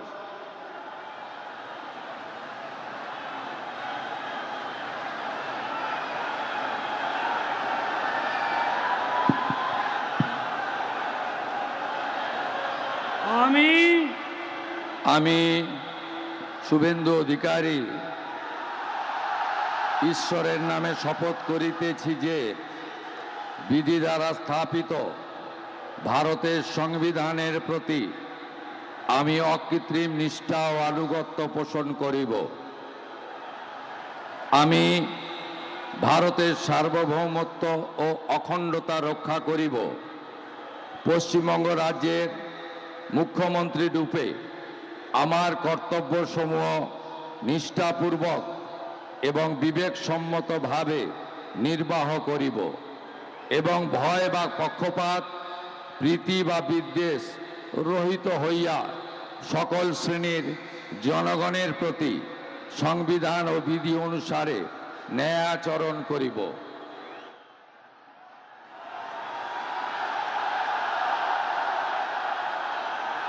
আমি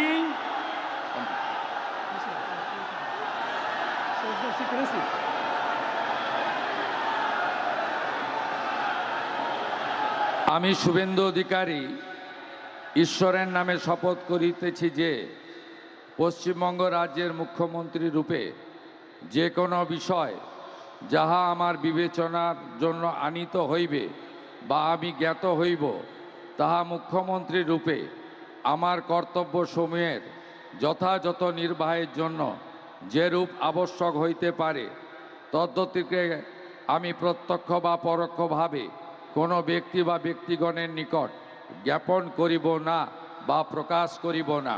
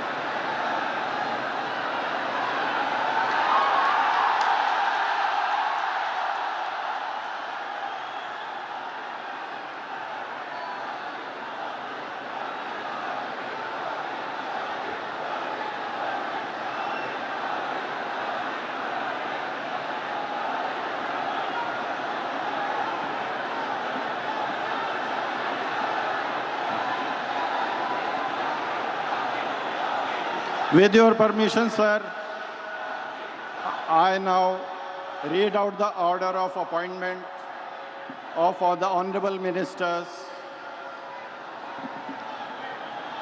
The order of Governor of West Bengal in exercise of the power conferred on me by Article 164(1) of the Constitution of India, I, Shri R.N. Ravi, Governor of West Bengal, on the advice of Shri Suvendu Adhikari, Chief Minister of West Bengal, hereby appoint the following persons in the Council of Ministers for the state of West Bengal: Shri Dilip Ghosh, Shrimati Agnimitra Paul, Shri Ashok Kirtinia, Shri Khudiram Tudu, and Shri Nishit Pramanik.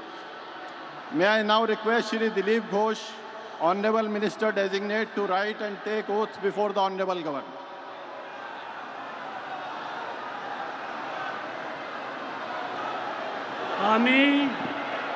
আমি ঈশ্বরের নামে শপথ করিতেছি যে বিধি দ্বারা স্থাপিত ভারতের সংবিধানের প্রতি আমি অকৃত্রিম নিষ্ঠা ও আনুগত্য পোষণ করিব।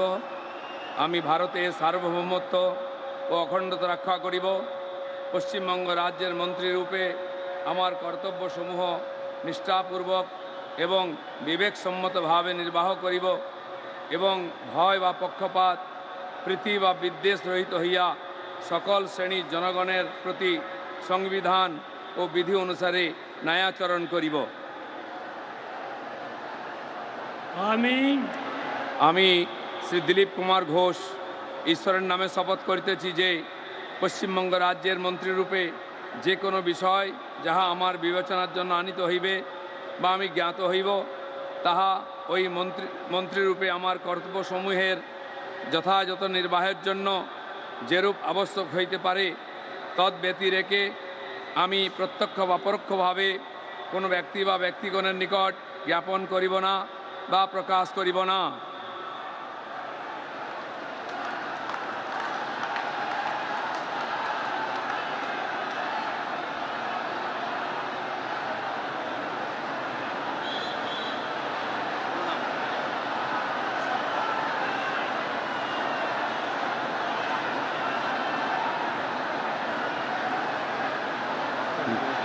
बोल दे उसका।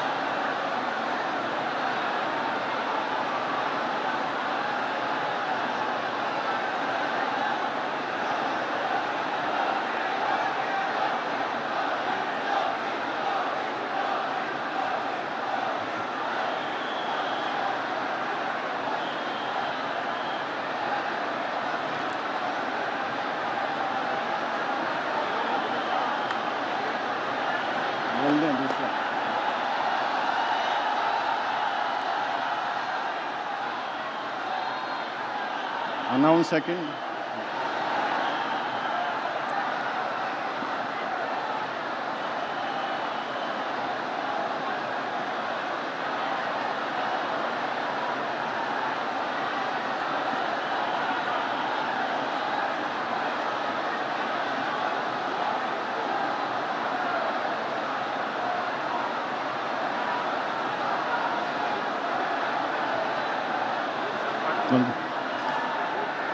May I now request Shrimati Agnimitra Paul, Honorable Minister Designate, to rise and take oath before the Honorable Governor.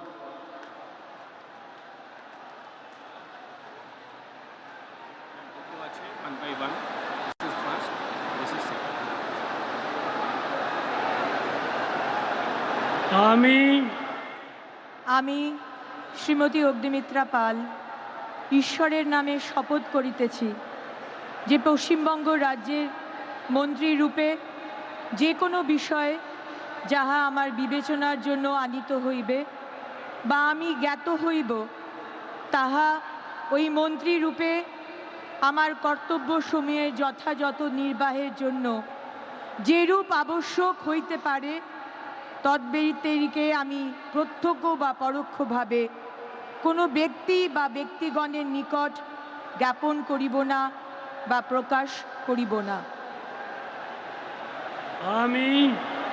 আমি শ্রীমতী অগ্নিমিত্রা পাল ঈশ্বরের নামে শপথ করিতেছি যে বিধি দ্বারা স্থাপিত ভারতের সংবিধানের প্রতি আমি অকৃত্রিম নিষ্ঠা ও আনুগত্য পোষণ করিব। আমি ভারতের সার্বভৌমত্ব ও অখণ্ডতা রক্ষা করিব। পশ্চিমবঙ্গ রাজ্যের মন্ত্রী রূপে আমার কর্তব্যসমূহ নিষ্ঠাপূর্বক এবং বিবেকসম্মতভাবে নির্বাহ করিব এবং ভয় বা পক্ষপাত প্রীতি বা বিদ্বেষ রহিত হইয়া সকল শ্রেণীর জনগণের প্রতি সংবিধান ও বিধি অনুসারে ন্যায়াচরণ করিব।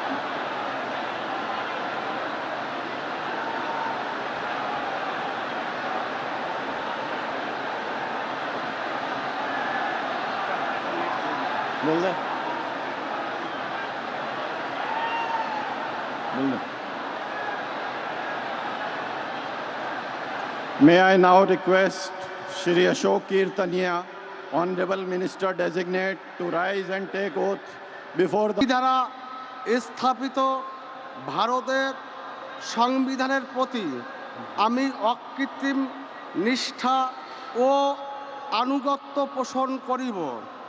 আমি ভারতের সার্বভৌমত্ব ও অখণ্ডতা রক্ষা করিব।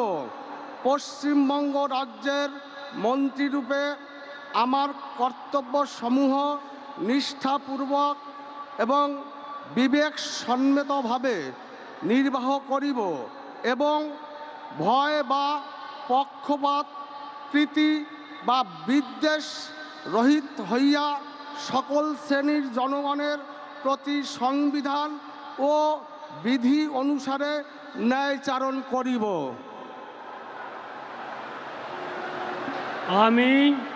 আমি অশোক কীর্তনিয়া ঈশ্বরের নামে শপথ করিতেছি যে পশ্চিমবঙ্গ রাজ্যের মন্ত্রীরূপে যে কোনো বিষয় যাহা আমার বিবেচনার জন্য আনিত হইবে বা আমি জ্ঞাত হইব, তাহা ওই মন্ত্রীরূপে আমার কর্তব্যসমূহের যথাযথ নির্বাহের জন্য যেরূপ আবশ্যক হইতে পারে তদ্ব্যতিরেকে আমি প্রত্যক্ষ বা পরোক্ষভাবে কোনো ব্যক্তি বা ব্যক্তিগণের নিকট জ্ঞাপন করিব না বা প্রকাশ করিব না।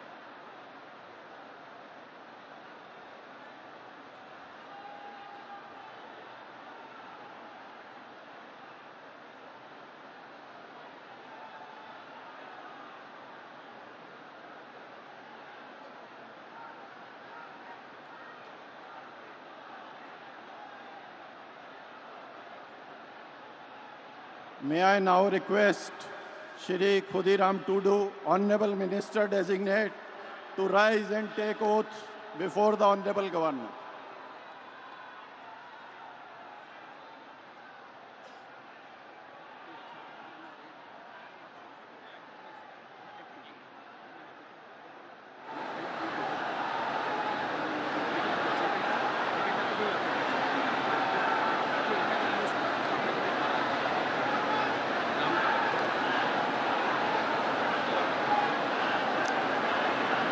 ing Chandobunga Nyutumte Kiriyen Hataiden Sora Kulesa Monete Kiriyen Hataveda Ona Lekate Tolakan Bharat Disom Rena Songvidhan Chetan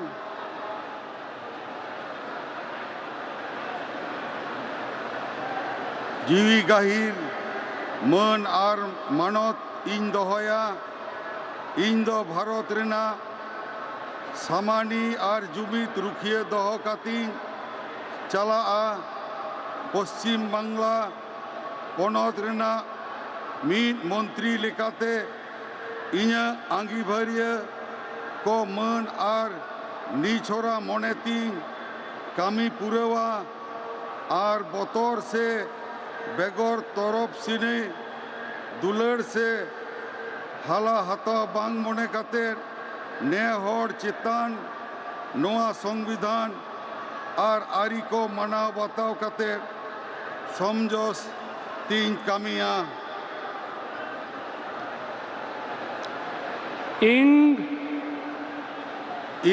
चांदोबुंगा न्यूतुमते किरियें हताविदें Sora Kulesa Monete Kiriye Hataiden Earn Lekate Tolakan Bharat Disom Rena Songvidhan Chetan Jiwi Gahir Man Ar Manotin Dohoya Indo Bharat Rena Samani Ar Jumit Rukhiye Dohokatin Chala Paschim Bangla Ponot Rena Meet Montri Lekate Inya Angibhar Ko Man ar Nichora Moneti Kami Purewa ar Botor se Begor Torob Suni Dulad se Hala Hata Bank Pone Kater Ne Hod Chitan Noa Songvidhan ar Ariko Mana Batao Kate Samoj se Teen Kamiya Johar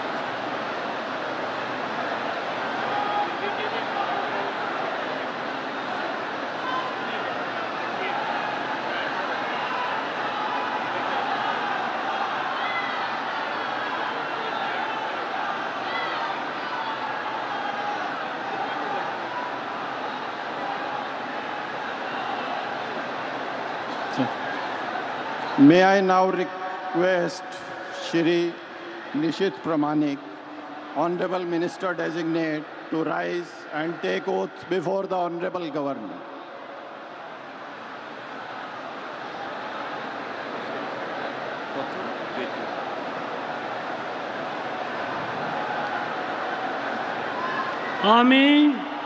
আমি নিশিত প্রামাণিক ঈশ্বরের নামে শপথ করিতেছি যে বিধি দ্বারা স্থাপিত ভারতের সংবিধানের প্রতি আমি অকৃত্রিম নিষ্ঠা ও আনুগত্য পোষণ করিব। আমি ভারতের সার্বভৌমত্ব ও অখণ্ডতা রক্ষা করিব। পশ্চিমবঙ্গ রাজ্যের মন্ত্রীরূপে আমার কর্তব্যসমূহ নিষ্ঠাপূর্বক এবং বিবেকসম্মতভাবে নির্বাহ করিব এবং ভয় বা পক্ষপাত প্রীতি বা বিদ্বেষ রহিত হইয়া সকল শ্রেণীর জনগণের প্রতি সংবিধান ও বিধি অনুসারে ন্যায়াচরণ করিব।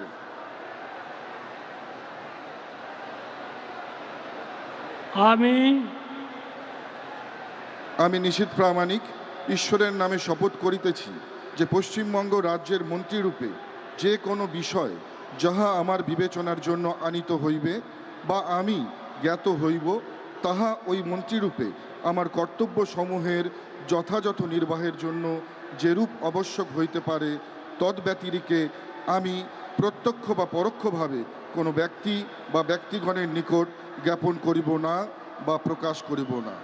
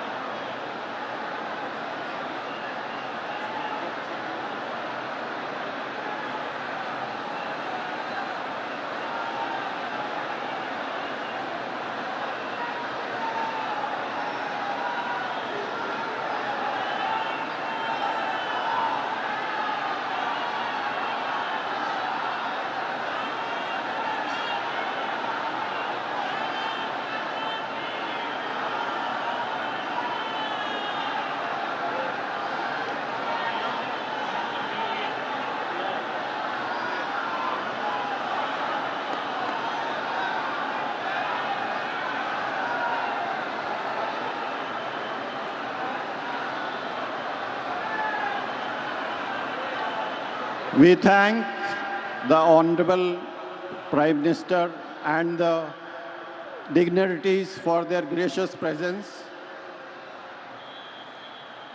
And with the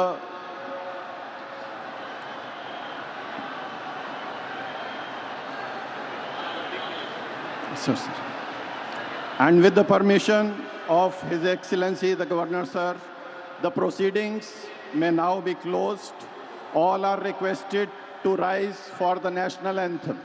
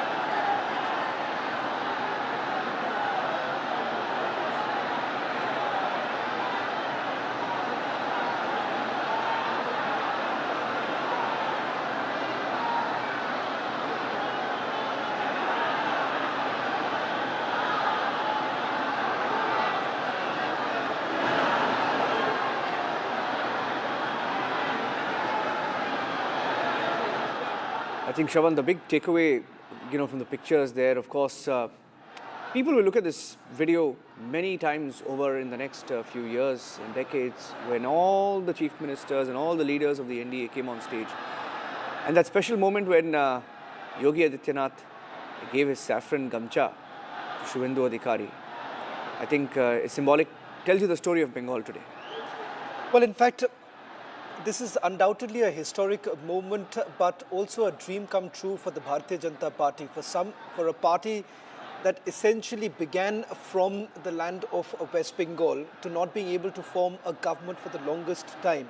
And that is the reason why time and again, Niranjan, you've had Amit Shah, in fact, the time that he became the party president, and drawing back from one of his old speeches where he essentially spoke about the dream of Shyama Prasad Mukherjee of being able to form a government in West Bengal. In fact, a lot has been under the wraps. Many of us really do not know what really went in to, finally see this very moment when you have the first chief minister from the Bharatiya Janata Party in the state of West Bengal, and the line that Amit Shah said, from Gangotri to Ganga Sagar.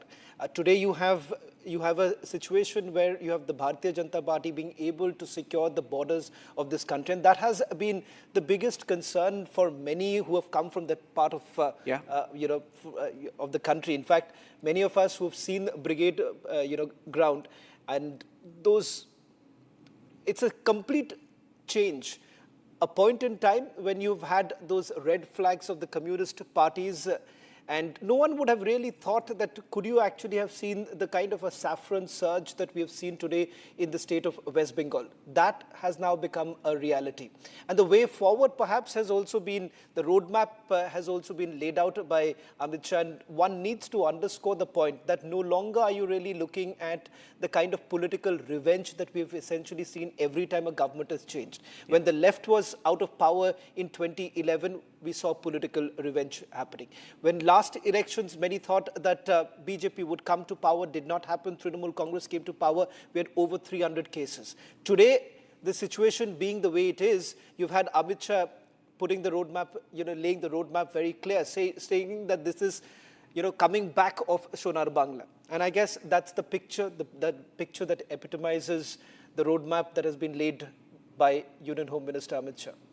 And that is why we are saying that maybe today marks the beginning of the rebuilding of Bengal. And let me introduce our panelists this afternoon, 12 o'clock, as we look at the pictures.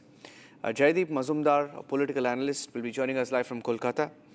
Anila Singh of the BJP and Ratan Sharda will also be joining us in a few minutes from now. But I think the pictures, and Shravan, the next time you go to Diamond Harbour, Shravan was there in Diamond Harbour 5 years back. 5 years back? Was it 5 years back or in 2020? It was the last election. Last election. 2021.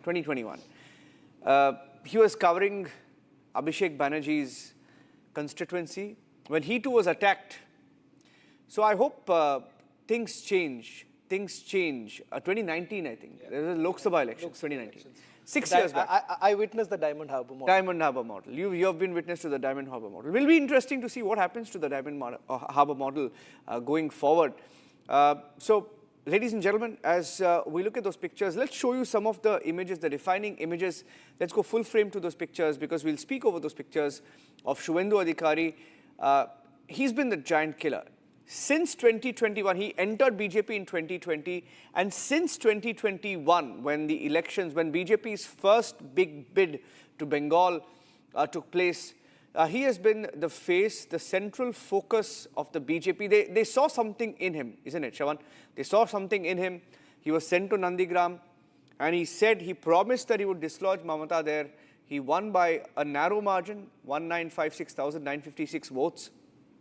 Came to Nandigram, 2026, won that election again, won in Bhawanipur by over 15,000 votes. So the journey of Suvendu Adhikari, and I've seen him, he's very unassuming. You meet him, very unassuming, and but extremely resolute, and he hasn't flinched. A lot of leaders in Bengal have, taken a back seat. Right. But the story of Suvendu has been of him going from strength to strength, isn't it?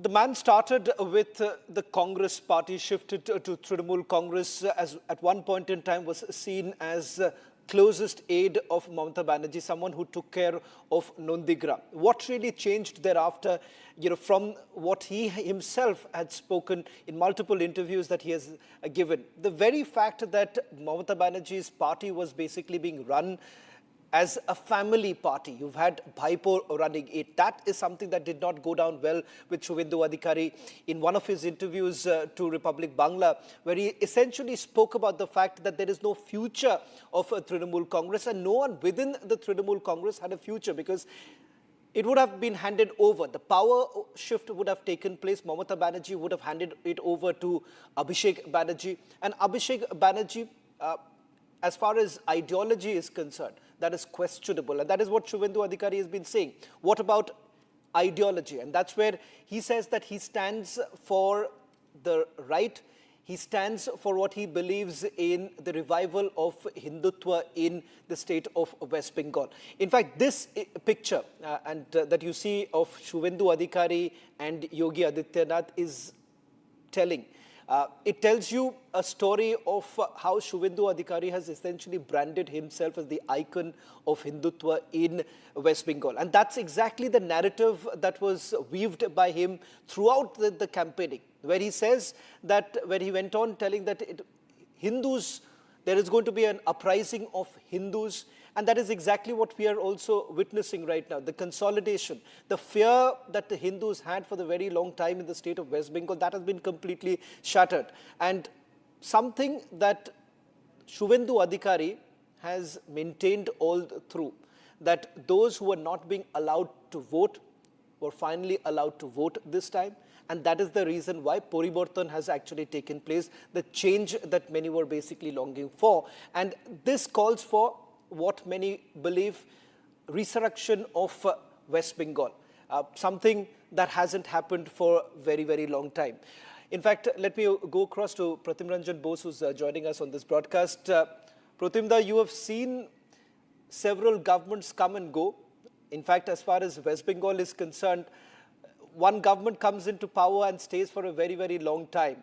Would you say that this is the end of Trinamool Congress now that BJP has given an alternative to what many would believe, no political revenge, a new beginning for the state?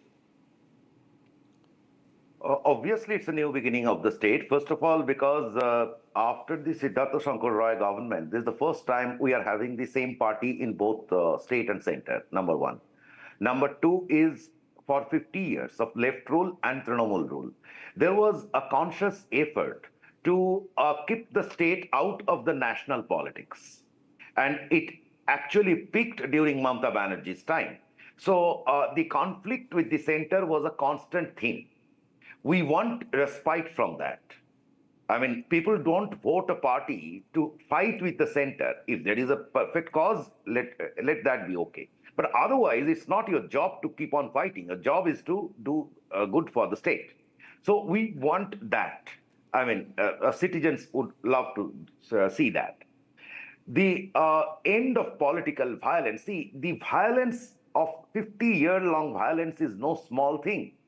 People have underrated it, underestimated it. It decimated our economy, but more importantly, it destroyed our social life. It destroyed our achievements. West Bengal is not livable today for a regular person. It's unfortunate, and that has hard growth. That has hard everything. Whether it is entrepreneurship, whether it is free speech, everything is hard. We want respite from that. I hope that Trinamool was the worst possible example Indian democracy could ever have. I don't want it to get any political anchor anywhere. I'm not against Trinamool per se, quote unquote, but I'm just saying this is too bad an example. Too bad an example. So that said, insofar as Trinamool is concerned, I hope it is there, or I believe, because they had nothing except an agitation, street agitation, and a conflicting attitude. and the hankering for power. That was all they had. There was no ideology, nothing.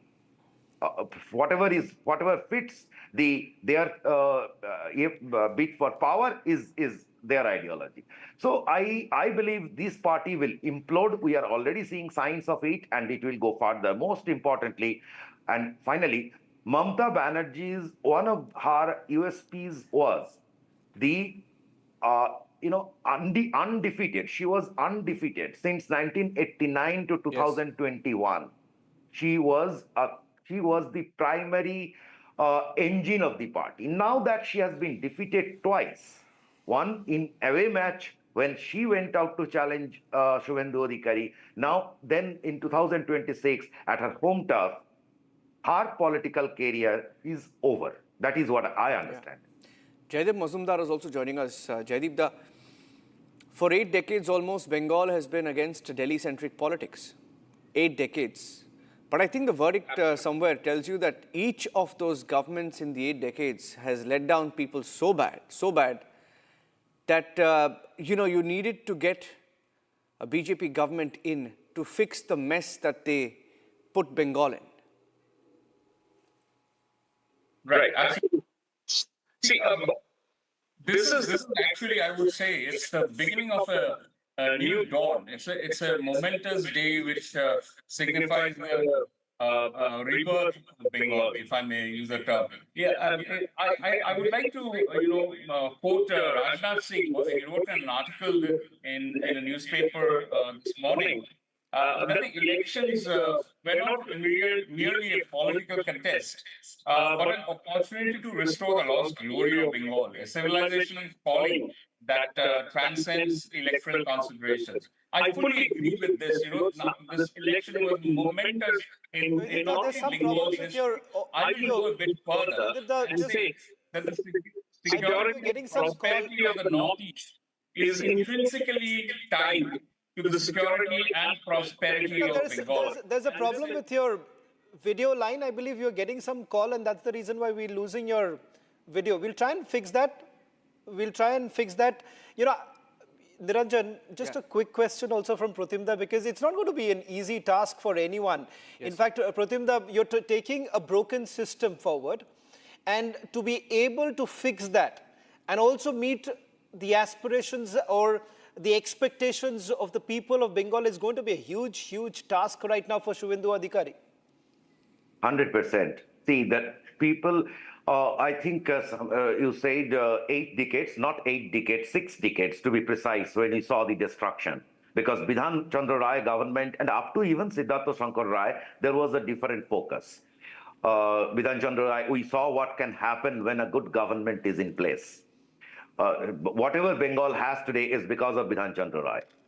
So that said, the challenge is now what a paradigm shift has happened in our political life.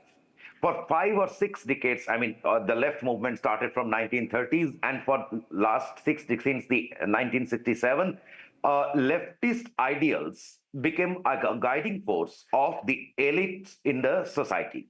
So naturally, that dominated the political space or political ideology. So finally, Bengal dropped that baggage. Bengal has come out of it. It means that it has now wider choices.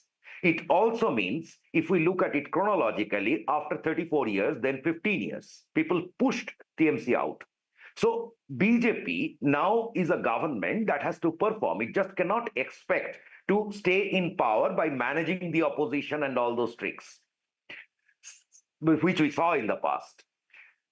What is to be done is very, very difficult choices. I mean, BJP has probably the most difficult choices on hand. Look, everyone knows about the fiscal status of the state, and I'm not getting into that. You know about the state's decline in relative per capita income from the top to the bottom. All those are known. We are now having the stigma of the house help supplier of the country. Unfortunate. Everything pinches us. The biggest problem that has happened to the state is untold. That is in the form of education. The state is bereft of skills at this moment because education was politicized and destroyed. Bureaucracy, Nothing is left in the bureaucracy. In 15 years, Mamata Banerjee took the anti-center stance to the level where a bureaucrat, when maintaining, cooperating with another one in his cadre, was seen as a crime. So even the bureaucrats are divided between we and them, which is very prevalent in West Bengal. It is unbelievable. I have good friends in bureaucracy, retired bureaucrats, top bureaucrats, and the picture they draw is extremely gloomy that the BJP government will have tremendous shortage of resources, which they need. After all, no one can fix things from outside. There has to be insiders who will contribute. So there is a shortage of skills, shortage of resources. Then if you visit the villages, it did not come up that way in the media commentaries. What I noticed is that in the rural areas, one of the biggest grievances of women is that their children are not getting proper education. And this can be proved by various related data. So these have to be fixed. Now imagine you have to get the school teachers in. There are no school teachers. The 26,000 out. These 26,000 were selected on the basis of wrong scale. Everyone knows what happened over there. There were many good people also in that. So how are you going to fill up all those blanks? Of course, you will fill up. It will take time. And in the meantime, there will be... Can I just, Pratimda, just a quick question. Sorry I'm interrupting you, because everyone would want to know, what's that immediate challenge that Suvendu is going to face right now? What is it that he needs to immediately fix? First of all, he immediately needs to increase the job creation in the state. Quality job creation. In the sense, if agri wages are as low as 250 rupees, then we have to create some more jobs, say the construction jobs or whatever, where the low skill job market, people can get job within the state, so that there are less supply of house helps. This is the biggest challenge, that people must not leave the state out of desperation. Second, and that would improve the government standing tremendously. The visible factors.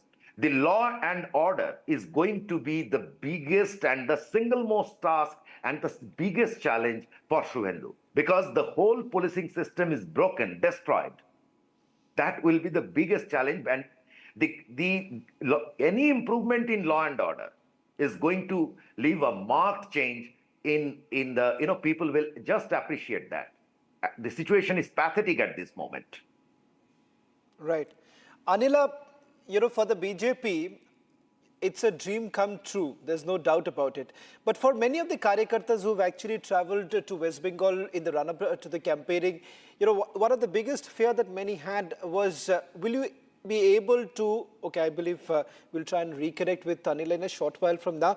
Pratimda, before I come back to you, I just want to quickly recap for all our viewers who are tuning in right now, to just give you a sense of who perhaps is going to be within Suvendu Adhikari's cabinet right now. One face that was largely spoken about and was being touted, that could she become the Deputy Chief Minister, Agnimitra Paul. Dilip Ghosh on your screens right now, who's also handled the party for a very long time. He was the party president before Shomik had taken over. In fact, if you see the cabinet formation that has actually taken place, Pratimda, it's a sense that you get is that a proper representation, tribals also being given enough recognition here, given the fact that Jungle Mahal was a place that had given BJP the much needed entry. So in terms of the representation that you really look at, would you say that every part of West Bengal has been properly represented? Obviously, every part, every community and every class. Most importantly, you see, this point is untold in media. Everyone is looking at Suvendu Adhikari's wins. But don't forget that in this cabinet, only he has been in the government in the past, and he handled various ministries. So he has experience of running the government. Also, he knows how and where things were misused. So he is that way. If you look at from administrative point of view, he has that ability. Then you look, Nishit Pramanik has some kind of exposure in administration. Ognimitra Paul is a fantastic choice. If we look at the chronology of the oath taking, then after Dilip Ghosh comes Ognimitra Paul. Dilip Ghosh was a perfect choice. If Dilip Ghosh was ignored, it would have been a blow to the moral, to the DNA of BJP. Why do you say that? Why do you say that? Because, within the circles in Bengal, a lot was spoken about whether at all Dilip Ghosh has been shafted, and also speculations about the relationship between Suvendu Adhikari and Dilip Ghosh. Not often would you have seen them together. So do you think that could be a problem? Both have to rise above that. There is no second choice, and I believe Suvendu will. Because, see, he has become chief minister, one of the youngest chief minister. If I'm not clear, I have not checked, but I believe he is the youngest chief minister of the state. So it's a huge honor. People are looking forward to him. This is not the, and look, also practically you look at it. BJP was not here. For long, it was referred in the local parlance as a vote katua party, meaning that they will stand, their job is to get some votes and that help someone X or Y to win the game. So that was their role for ages. From there, now they are in power. Their rise is meteoric. It hasn't happened in the history of Bengal. So that in that space, the inner party politics, there will be difference when you are growing too fast. There will be frictions. I'm so happy to see that they have surpassed that and are now in power. So I'm sure that all of them will understand their responsibilities, every side. So about Dilip Ghosh, why I'm so insistent is that, look, Dilip Ghosh gave the party the first charge to victory. There is no denying to this fact. He became president in 2016, and in 2019, you got the success.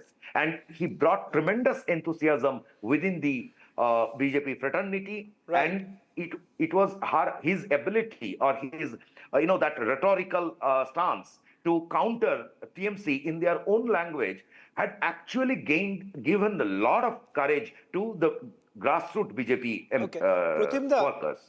Pratimda, I'm just taking a short commercial break right now.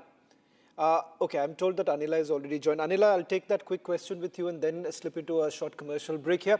Anila, I want to get a sense from a BJP Karyakarta. What does it really mean for all of you who have campaigned in West Bengal, who have gone there through the entire election period, perhaps telling the people of West Bengal the need for a BJP government?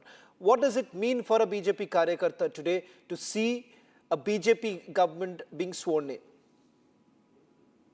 My Ram Ram to all, and today is a big day. Not only for Bharatiya Janata Party or the Sangh, I will say it is a huge, big day for the celebration for the people living in West Bengal.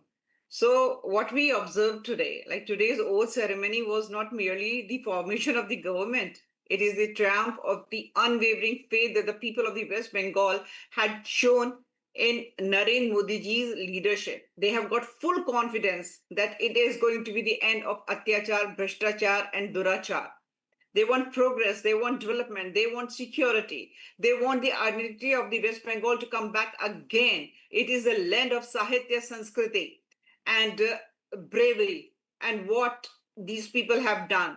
West Bengal has faced the wrath of three, that is Congress, Communists and TMC. Now it has ended and Bharatiya Janata Party government is going to be formed and the welfare of the West Bengal will be the priority. We are going to establish security internally and on the borders as well. And the illegal immigrants who had been nurtured by Mamta Didi, I even do not want to call her Didi, the type of behavior she had with the people living in West Bengal, and especially if I say towards Hindu, it was so shameful. For years, Bengal was plunged into the politics of appeasement, corruption, and violence. Today, its citizens have broken the shackles of fear and chosen a new dawn of democracy. I am 100% sure all Sanatani Hindus, not halal Hindus, but Sanatani Hindus, they are celebrating. They have shown their trust in Bharatiya Janata Party, and I am so proud of my leadership. And I really remember all those Karyakartas of Bharatiya Janata Party and Sangh who have given their lives for this West Bengal to bring the democracy back. So the era of the tollbazi, syndicates, and the cut commission people, it has ended. Today marks the true beginning of the Asol Parivartan. Bengal will no longer be held back. It will now scale the heights of the progress. I'm 100% sure in Bharatiya Janata Party leadership. So let us celebrate. Today is the day to cherish and celebrate. Well, thank you very much, Anila. In fact, Pratimda, we're talking about a rebuilding of Bengal, and a lot has been spoken about whether at all that could be a possibility, given the fact that this is a broken system that we have been talking about, a broken system. Okay. I believe there is some latest visuals also now coming in with the Prime Minister there. I want to, also quickly, before we get those visuals in, Pratimda, the galaxy of leaders we saw on the dais today. This is the image, Prime Minister bowing before the people of West Bengal, thanking the people of West Bengal for fulfilling the dream of many. And that, I think so, this is an imagery that is going to find resonance among the people of West Bengal, because this has been a massive battle for the leaders of Bharatiya Janata Party. For a man who has crisscrossed Bengal and who has taken this extremely personally to be able to install a BJP government, Pratimda, this image, I'm not too sure whether you can see this, but I'm just going to describe this. The Prime Minister, typical to the manner that he has always done, always bowed before the people who have elected him, bowed before the people, respected the mandate that has been given to them. Previously also, when the Bharatiya Janata Party did not get the mandate, that time also we had a party respecting the mandate that was given to Trinamool Congress. Now, what a defining moment. The Prime Minister of the country bowing down before the people of West Bengal, thanking them for this historic mandate that his party has been given. What a moment it is today. This is perhaps one of the most defining images that we are looking at, Pratimda. Why Prime Minister Modi is so distinct. And, the best part is, they haven't said it in public, but what I hear, I'm sure you might have also access to such conversation. So a very, very top BJP leader, organization person, so he said, is a RSS background, so he said that their aim is to make Bengal more developed than Gujarat. Now look at the aspiration. They value the win in Bengal. I mean, this is what we want. I mean, we want Bengal to be back into its glory again. And don't forget that the Prime Minister, before he became Prime Minister, much before he became Prime Minister, as a pracharak, he has spent good time in the state. So he knows the state, he knows its people, he feels the pulse. And there, as an organization, as a party, or even as RSS, they all have an aim to make this entry everlasting. This is quite an opportunity for the state and its people who have been tired of watching violence not merely in physical sense of the term, but even in words. In fact, that is one thing I will expect from this new government, that they must not be, follow any of the past examples. This is all we need at this moment. Well, that makes Prime Minister Modi very different, a distinct leader, a leader who's able to connect with the masses. I'm going to stay with these images before we take a short commercial break. Anila, in fact, this image undoubtedly is going to go viral today. And Prime Minister Modi really knows how to connect with the people. Even though, a lot was spoken about whether at all Bharatiya Janata Party will be able to find its foothold in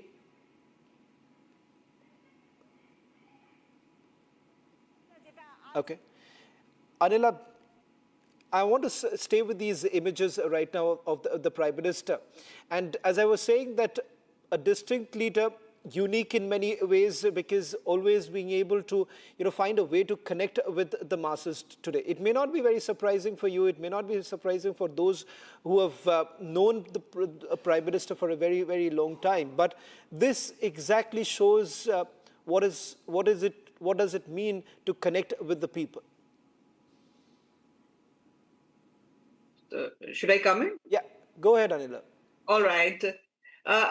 Before I say anything, one thing I'm so happy about it, like today in West Bengal and especially in Oath ceremony, I can see Bhagwa, Bhagwa and Bhagwa.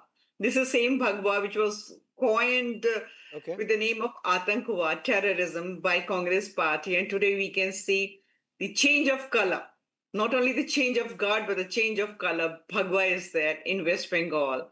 So it is not just a change of guard, it is the liberation from the culture of fear. Yeah, but many, Pratimda, many would only hope that it is truly Sabka Saath, Sabka Vikas. Suvendu Adhikari also indicated that, because at the end of the day, it is not about those who have only voted the party to power, even those who haven't voted them to power would be equally important. I'm going to slip into a short commercial break and I'm going to come back as we discuss this historic moment unfolding in the state of West Bengal.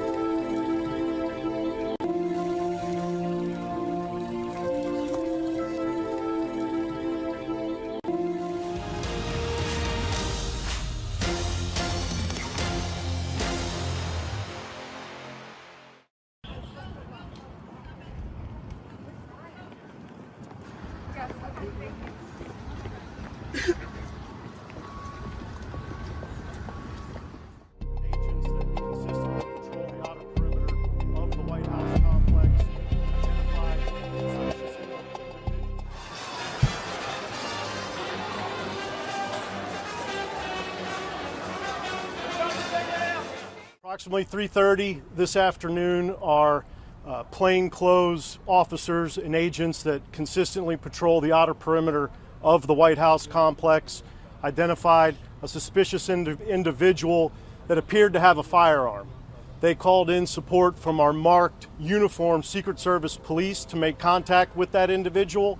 Upon making contact, that individual fled briefly on foot, withdrew a firearm, and fired in the direction of our agents and officers. They returned fire and engaged.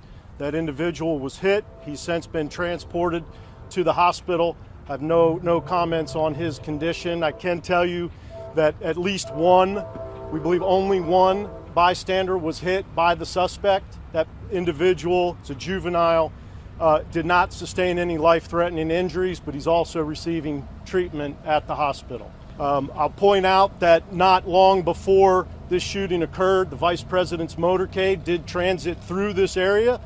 The investigation itself, in terms of the use of force in the shooting, will be conducted by Metropolitan Police Department.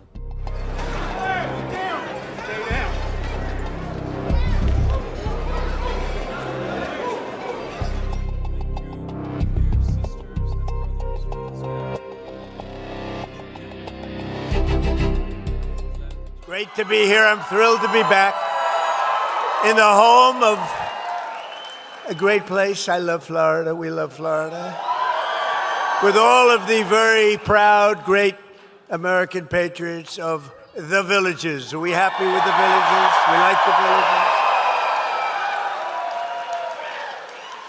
Now, you know, I shouldn't be here.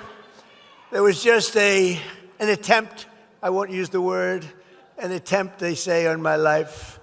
I should be indoors at a secure facility where I can quietly, beautifully, and safely play out my term, destroying everything that comes in our way, like bad countries that want to get nuclear weapons.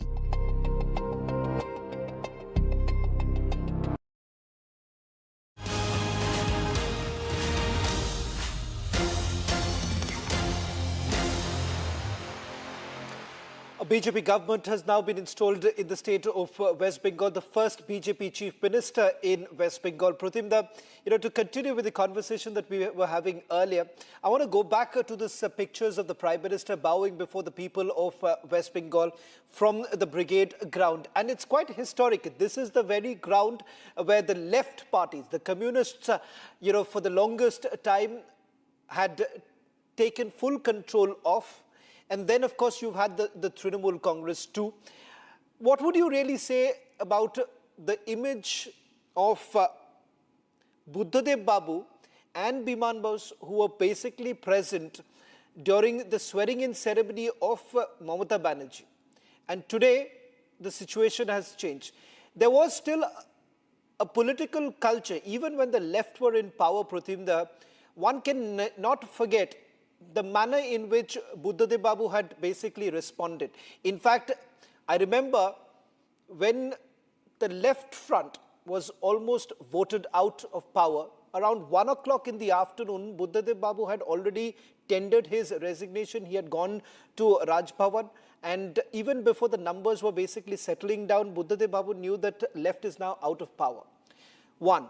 The second important imagery was of when Buddhadev Babu, along with Biman Bose, and I don't remember, there was another former minister from the left government, who were all sitting in that front row with Mamata Banerjee folding her hands before them. Now, that was also a political culture. Today, it seems that it has all gone. Niranjan, I said it. I'm very sorry to repeat myself. Trinamool was a curse for democracy, unfortunately so. They never had any respect for democracy. This is, you rightly pointed out, that left did not destroy the superstructure. Left remained within the superstructure. Whatever we say about them, they did not destroy the structure. But, Trinamool or Mamata Banerjee destroyed it. Any chief minister, why Buddha Babu? The Stalin the other day lost. He immediately went and tendered his resignation. Same happens across the country. Those who drafted the constitution has never, thought, it was not in even their dreams or nightmares, that there can be a situation where a chief minister will say, I won't resign. This is unprecedented, there is no trace of any taste over here. And that is the biggest loss. What you are seeing is that, please don't underestimate this. For 15 years, they taught a section of people to disrespect the democracy, to disrespect the state, to disrespect the country. And that is what is to disrespect all norms. Only power does matter. And this is Suvendu or whosoever is in government, they have to handle that. Because some people are misled. Over to you. Okay. It's completely destroyed. You're saying the political culture. Anila, do you believe that perhaps the BJP can bring in the change of a time and era from political revenge to perhaps political camaraderie? Yeah, I'm not going to use this term political revenge because Bharatiya Janata Party doesn't believes at all in revenge or any sort of that terminology. All right, we have been elected by the people of West Bengal to bring change, and this is our priority. And the Kamal ki jodi of Narendra Modi ji and Amit Shah ji has proven, and we know that how Sunil Bansal ji and his team, they have worked in West Bengal. And because of that, the common man has spoken through the ballot. And the message is very, very clear. The performance over paternalism. And we have to prove this. We have to work on different verticals. Because as I had mentioned earlier, that West Bengal has faced the wrath of three: Congress, Communists, and Mamata Banerjee. So we are going to address law and order. We are going to bring humongous changes in economic scenario as well. We are going to bring the Sanskriti, the culture, back to West Bengal. And today, fortunately, three great people's Jayantis, like Rabindranath Tagore ji and Maharana Pratap ji and Goraknath Gokhale ji. So all the three, and I'm so happy that they must be observing it. Shama Prasad Mukherjee must be observing it. Now the change begins in West Bengal. As Maharana Pratap ji, he stood so strong against Mughals. So Bharatiya Janata Party workers also stood very strongly in front of TMC. So many workers, they were sacrificed. For what? To bring change in West Bengal. So whatever Ms. Banerjee and her team of gundas, they did to West Bengal, now the time has come and we are going to bring change. So since 79 years, West Bengal was waiting for this change. And before you went for the commercial break, and I had said very happily that today I can see Bhagwa, Kesaria color. So Kesaria color, first of all, Kesar comes from Kashmir. So we have got lots of love and respect for Kashmir. And Kesaria means divinity, sacrifice. So what is wrong in this color? We are here to serve the people of West Bengal, but we are not going to spare those who have extorted West Bengal. And that person might be coming from any religion, any caste, any community. We are not going to spare that person. Maybe he may be a man, he may be a woman. We are not going to spare them. We are here to deliver, and we are going to deliver. Message is very clear. I come from Uttar Pradesh. We know it very well. When Bharatiya Janata Party government took over in 2017, what was the scenario of Uttar Pradesh? Industries had shut down. There was no safety, no security for women or the people living in Uttar Pradesh. And when Bharatiya Janata Party won and formed the government under the rule of Yogi Adityanath ji, we have seen the change. We have seen the change in Uttar Pradesh. Even your studio is in Uttar Pradesh. You must have seen it. What type of growth, humongous growth and prosperity and security we observe today in UP. Similarly, we are going to see it in West Bengal as well. I have got 100% confidence in the leadership. Anila, thank you very much. I'll request both of you to stay with us as we continue with our rolling coverage from Bengal. In fact, in a short while from now, we'll also go across to our reporters on the ground, live from Brigade Ground in a short while from now, slipping into a short commercial break.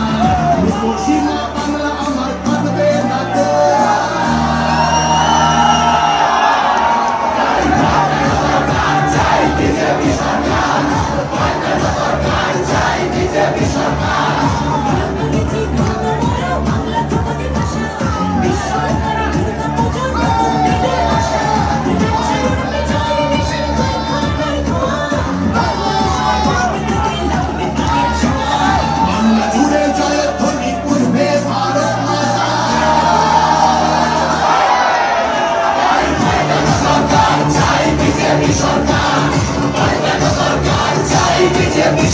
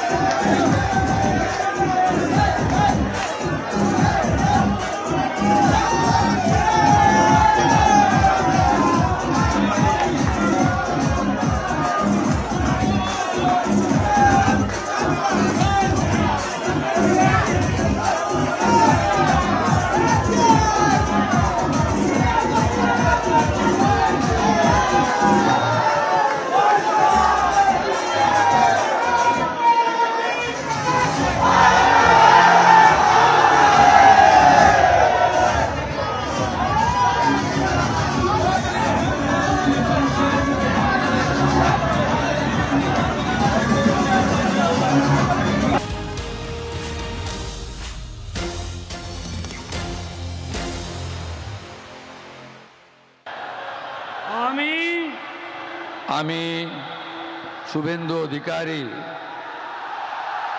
ঈশ্বরের নামে শপথ করিতেছি যে বিধি দ্বারা স্থাপিত ভারতের সংবিধানের প্রতি আমি অকৃত্রিম নিষ্ঠা ও আনুগত্য পোষণ করিব। আমি ভারতের সার্বভৌমত্ব ও অখণ্ডতা রক্ষা করিব। পশ্চিমবঙ্গ রাজ্যের মুখ্যমন্ত্রী রূপে আমার কর্তব্যসমূহ নিষ্ঠাপূর্বক এবং বিবেকসম্মতভাবে নির্বাহ করিব এবং ভয় বা পক্ষপাত, প্রীতি বা বিদ্বেষ রহিত হইয়া সকল শ্রেণীর জনগণের প্রতি সংবিধান ও বিধি অনুসারে ন্যায় আচরণ করিব।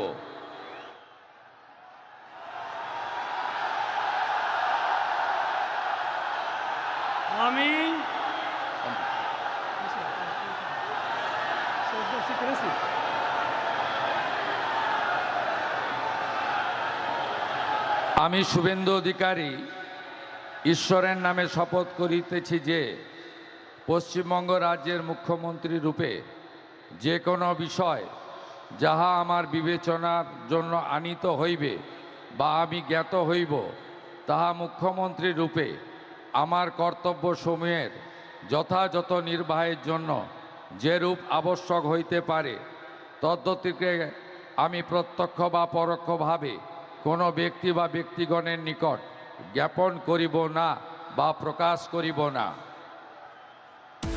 All right, viewers, coming up after a short commercial break, and the Tamil Nadu thriller continues. AIADMK leader EPS is planning to meet governor and submit the claim to make him the CM. He's likely backed by PMK and AMMK and willing to seek support from other parties too.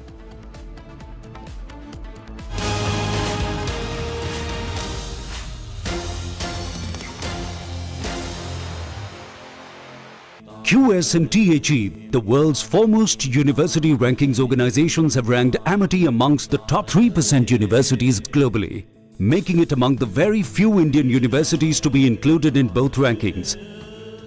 Yet another top ranking for Amity University. कोशिश को कामयाबी को शोहरत बनते देखा है। हाँ, पिछले 60 सालों में मैंने देश को बनते देखा है।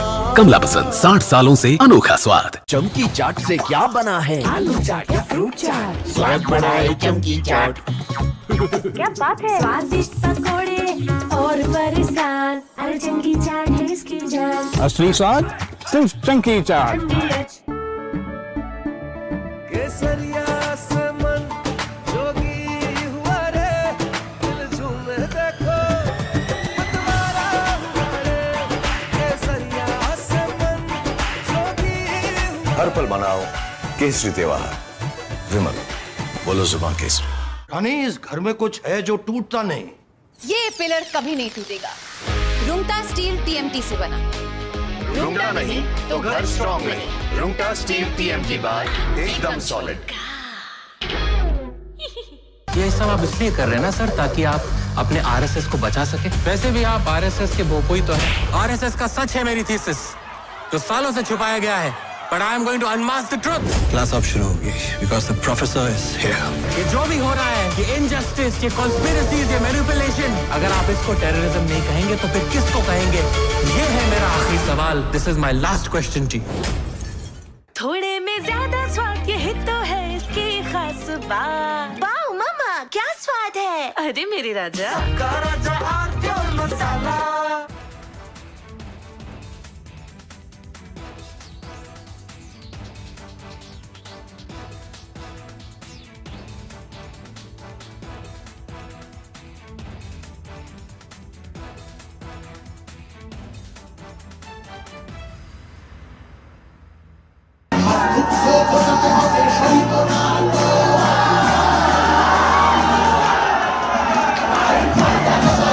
Bye.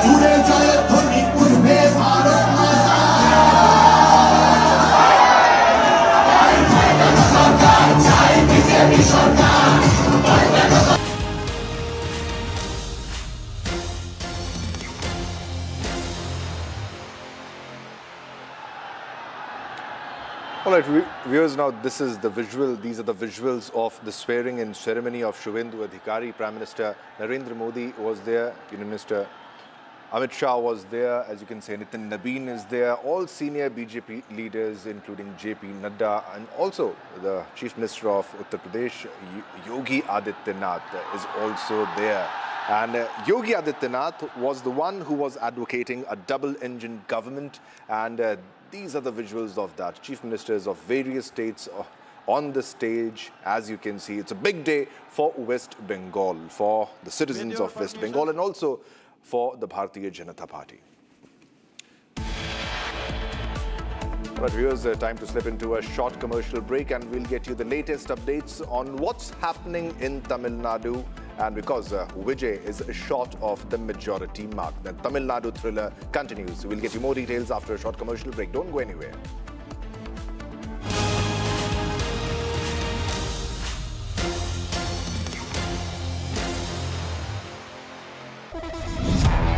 जब अपना कोई मूव किसी को मूव करता है ना यार, फील आ जाती है।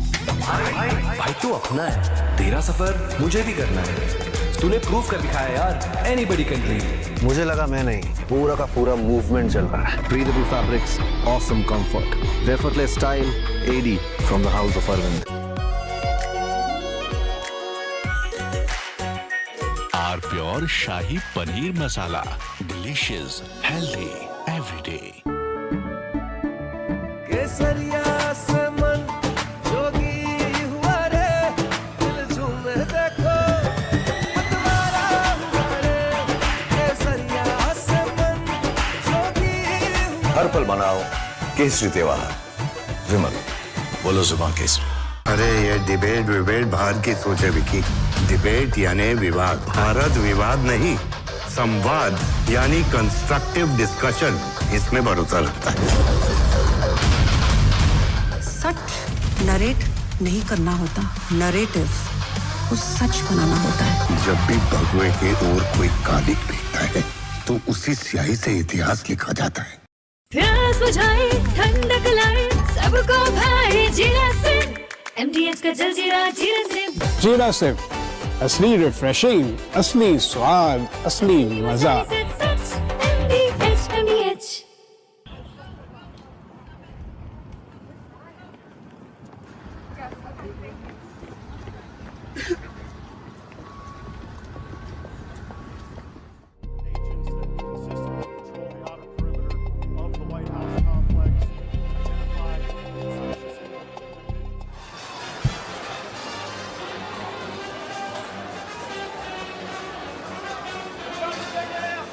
Approximately 3:30 this afternoon, our plainclothes officers and agents that consistently patrol the outer perimeter of the White House complex identified a suspicious individual that appeared to have a firearm. They called in support from our marked uniformed Secret Service police to make contact with that individual. Upon making contact, that individual fled briefly on foot, withdrew a firearm, and fired in the direction of our agents and officers. They returned fire and engaged. That individual was hit. He's since been transported to the hospital.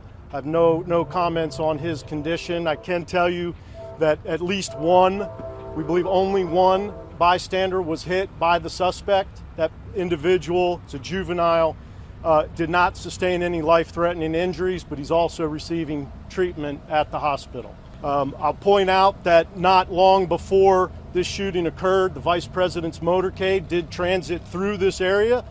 The investigation itself, in terms of the use of force in the shooting, will be conducted by Metropolitan Police Department.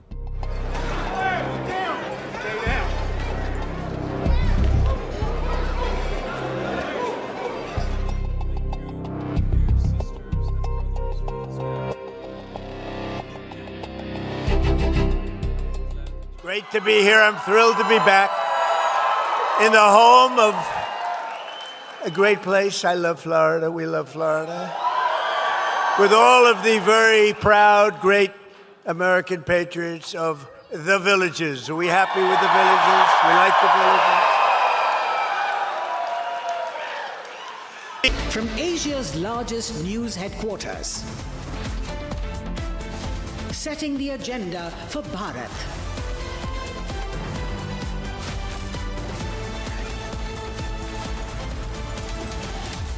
You're watching Republic.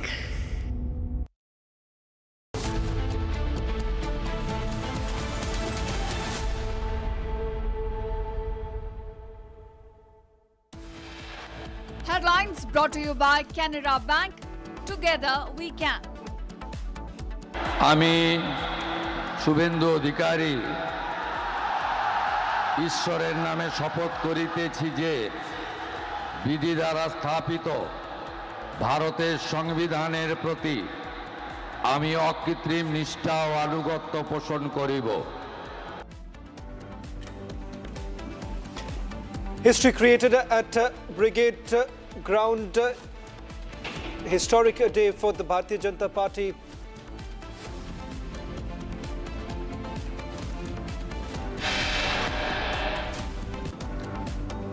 After Suvendu's ceremony, Bengal gets its first BJP chief minister after independence.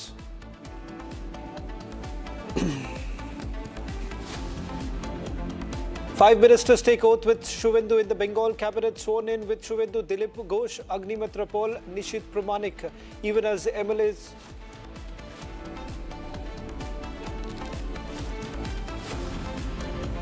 Will EPS take claim? That possibility is open. All eyes are on Tamil Nadu as the suspense continues, with Vijay not having the requisite numbers.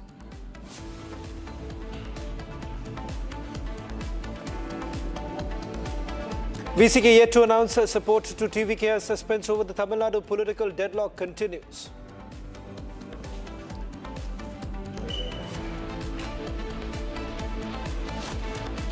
TVK holds a key meeting.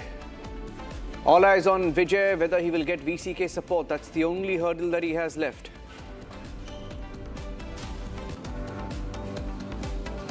Vijay at his residence plans to meet VCK leader after official announcement of his position.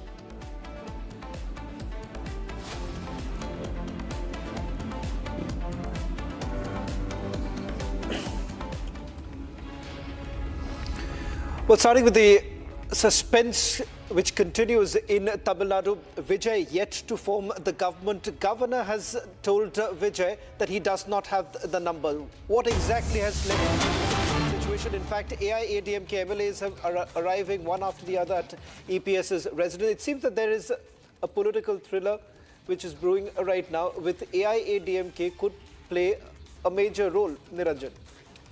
Shawan, VCK is a very small party with about 2 MLAs, and VCK with 2 MLAs seems to be the kingmaker right now, because CPI and CPM have 2 MLAs each, but they're giving outside support. If VCK is to join the Vijay government, they're asking for a killing. In fact, the buzz is they wanted the deputy chief minister's post, but Vijay, as we understand it, is against that. And Sharda is joining us live. Now, VCK is also talking to EPS, we are told. Also talking to DMK, we are told, Sharda. There is buzz that VCK could be offered the Chief Minister's post. Now, all of this, of course, is speculation. We can continue to speculate, but this is the buzz. This is the buzz that maybe he's asking for the Chief Minister's post.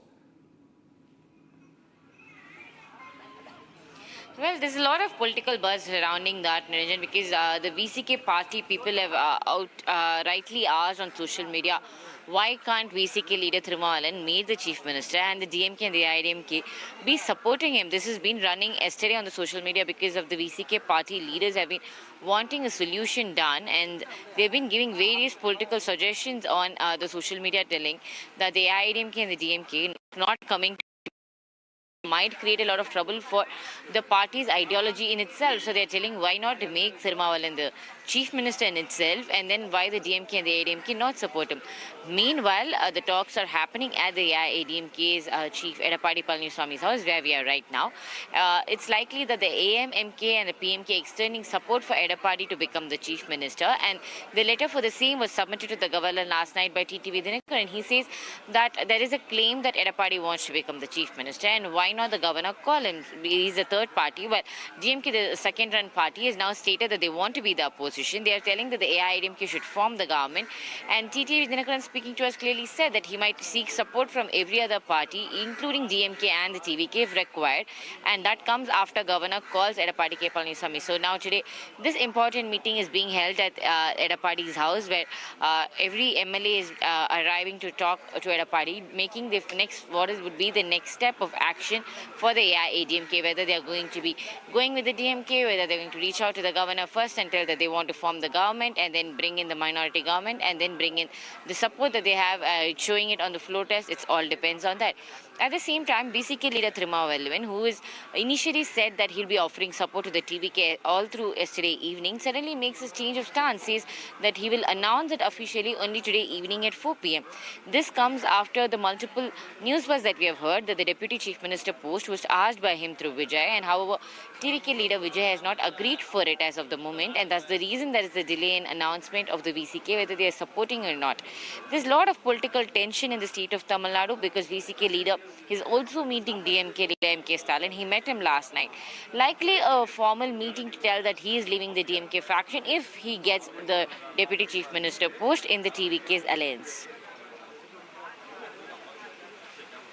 That's okay. I want to play out what TTV Dinakaran said. TTV Dinakaran of the AMMK. Now, earlier, TVK, that is Vijay's party, had claimed the support of AMMK and also issued a letter. They showed the letter to the governor. But AMMK came out and claimed that that letter was fake.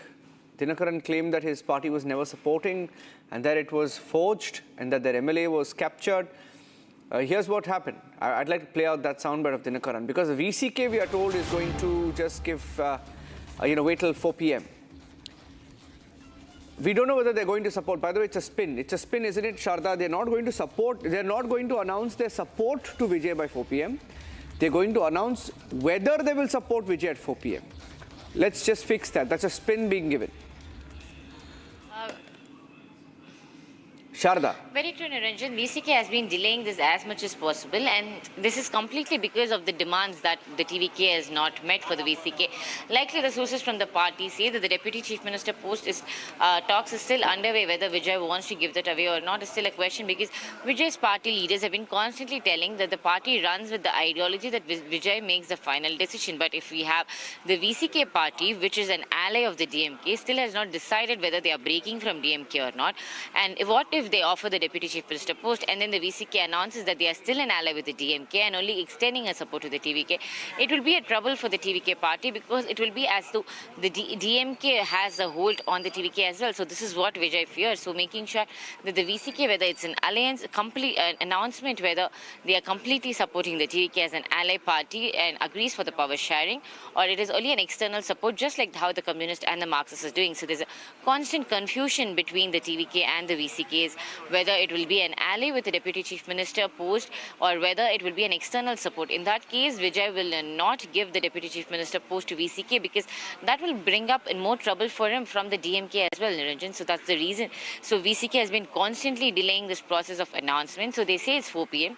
likely to support the TVK. The party cadres are openly telling that it is an open support for TVK. But yes, we have to wait for the official confirmation from the VCK leader Thirumavalan himself. Until then, it cannot be confirmed because Thirumavalan has been constantly meeting Udayanidhi Stalin, MK Stalin and other senior leaders from the DMK. So this puts in a question whether the VCK leader is still considering whether he's going to be supporting the TVK or whether he's going to continue his alliance with the DMK. Okay. One more bit of breaking news update coming in from VCK office. I think Aishwarya said. Aishwarya, where is the VCK chief? AIDMK is now, we are hearing, going to stake claim. There is one possibility. EPS may meet the governor. Is that a possibility? This is a breaking news update that we have. Is that going to happen? Is that going to happen? DMK likely to back AIDMK claim. Now, all of this is in the realm of speculation, but is it actually happening? Aishwarya. Well, you can see that yesterday when we thought that the entire political thriller has ended, when Vijay had finally had the 118 seats, when all the left parties together announced that they will be extending support, which CPI, CPM officially announced, and they also said that on behalf of VCK, they are also announcing here that they will support Vijay, and that is why Vijay met the governor, and after that he also visited the CPI offices as a courtesy visit to thank the CPI leaders for extending the outside support to his party. But however, Vijay VCK backed out at the last moment, saying that they have not yet finalized about the support that they are going to extend to the TVK, and then Thirumavalan also met MK Stalin.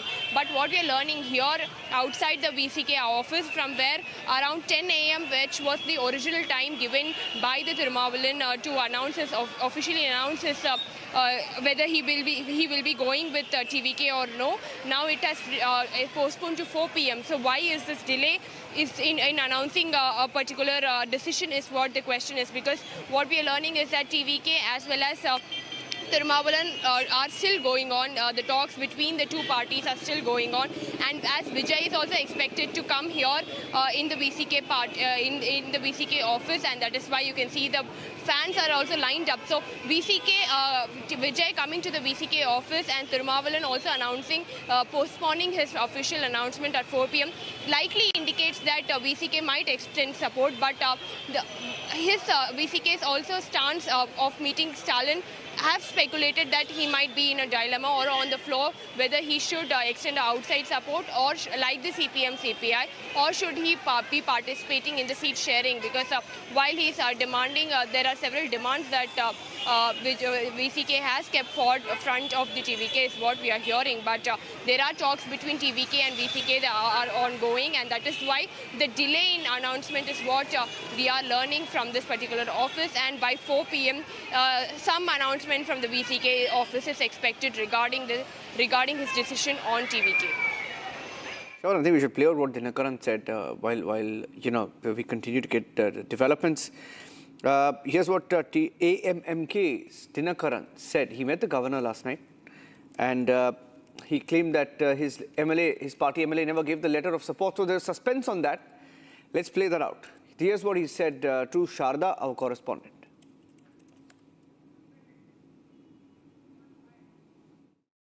How can they call me or reach me? Because I am in their opposition, and we contested against DMK and TVK.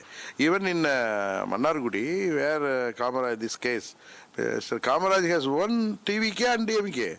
How can we give support to him? Nobody will try to approach me also. They know about me. We are all Amma's followers. How can I go and support other party who contested against us? And it's a clear-cut case of either forgery or horse trading. My MLA signed my letter in the evening, and when I saw in the TV, that he has supported TVK. So after receiving the letter, I rushed to the Raj Bhavan and I waited there and I met the governor also. I made a complaint and I requested the Honorable Governor to investigate this. It's a mockery of democracy. How can we allow in Tamil Nadu? See, before coming to power, they are doing this sort of arrogance. How, if they form the government, how it will be? How can they poach a opposition MLA like this? Sir, in your argument say, even if he gives support, how can he accept? He is telling that I am a very pure energy. How can they do this? So your MLA, Mr. Kamaraj, you said he signed the letter, but he is missing. But even in your Twitter today afternoon, you had mentioned that he is in Pondicherry in the resort along with others. Suddenly, now MLA Kamaraj is missing. Yes, suddenly he is not attending my phone. So one more question. In the letter, you have mentioned that you want the governor to call Edappadi K. Palaniswamy to form the government. So you are the third party. You're not even the opposition in the second numbers. You're at the third with the only 53 numbers and one along with this is BJP. So how do you think Edappadi K. Palaniswamy can form the government? See, DMK has clearly told we are not going to climb. We are going to be in the opposition. So we are the next party. So even Palaniswamy didn't tell me anything. I thought my MLA, he told after meeting our friends, our MLAs, AMMK MLAs in Pondicherry, he told that he is going back to his native and he will come back after 2-3 days. Suddenly I thought if I get this letter, it will be useful. So I drafted it, my lawyer drafted it, and my secretary went and got it signed. See, in the democratic country, if the one party is failed to prove its majority, we have all the right to ask for how will the India prove majority? Not like this. So which means I tell you, not DMK. We will ask all of the other parties, even TVK, to support us. Not like this. Not like horse trading or anything, forging. We will ask we will give appeal to all the parties in order to avoid the election. We will form a government. So can you confirm that there is no talks with the DMK and the AIADMK faction? No, that's no.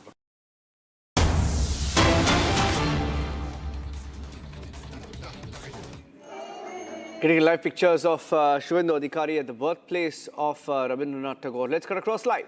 প্রণাম জানিয়ে মুখ্যমন্ত্রীকে শপথ নেওয়ালেন এবং আমরা দায়িত্বভার নিলাম।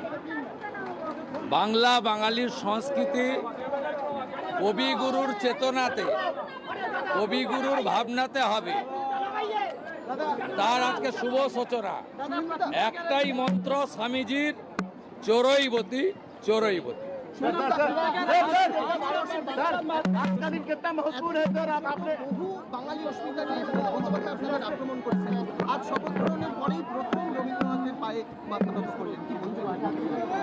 আরে ধুতি পাঞ্জাবিতে থাকা ডক্টর শ্যামাপ্রসাদ মুখার্জির তৈরি করা আদর্শের ভিত্তিতে যে রাজনৈতিক দল, তাকে কারোর কাছ থেকে সার্টিফিকেট নিতে হবে না।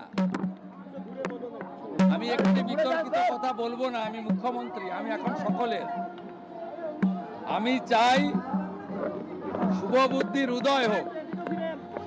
আমি শুধু বলবো যারা এখনো সমালোচনা করছেন তাদের চৈতন্য উদয় হোক। আসুন, বাংলার অনেক ক্ষতি হয়ে গেছে, শিক্ষা হারিয়ে গেছে, সংস্কৃতি ধ্বংস হয়ে গেছে। আমরা বাংলাটাকে নবনির্মাণ করি, অনেক দায়িত্ব। এখন এইসব রাজনৈতিক কচকচানি, একে অপরের সমালোচনার সময় নয়। যারা করতে চাইছে করুন, আমরা শুধু এগিয়ে যাব। উইশাল পার কাম, আমরা করব জয়। আমি বিবেকানন্দের ভাষায় চোরইবতী চোরইবতী।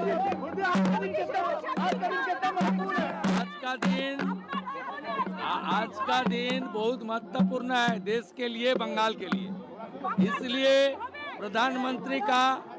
प्रधानमंत्री का इच्छा था नया सरकार रविंद्र जयंती का दिन अपना कार्यकाल शुरू करे। इसलिए हम लोग प्रधानमंत्री जी का नेतृत्व में कवि गुरु को प्रणाम करते हुए आज संविधान को मानते हुए What he's saying is, oath taking we are किया, paying शपथ our लिया। respect to Kavi Guru और उसका Rabindranath बाद Tagore. मेरा He's speaking in सरकारी Hindi, कार्यक्रम Suvendu Adhikari. ये He's जोड़ा saying सा that हुआ है, कवि गुरु को प्रणाम करके माला we have come here to pay our respects to Kavi Guru Rabindranath Tagore.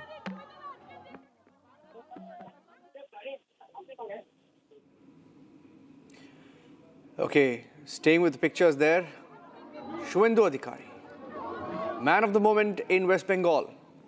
Chandrachud Ghosh, this has been a very symbolic, day, a symbolic showing for the BJP.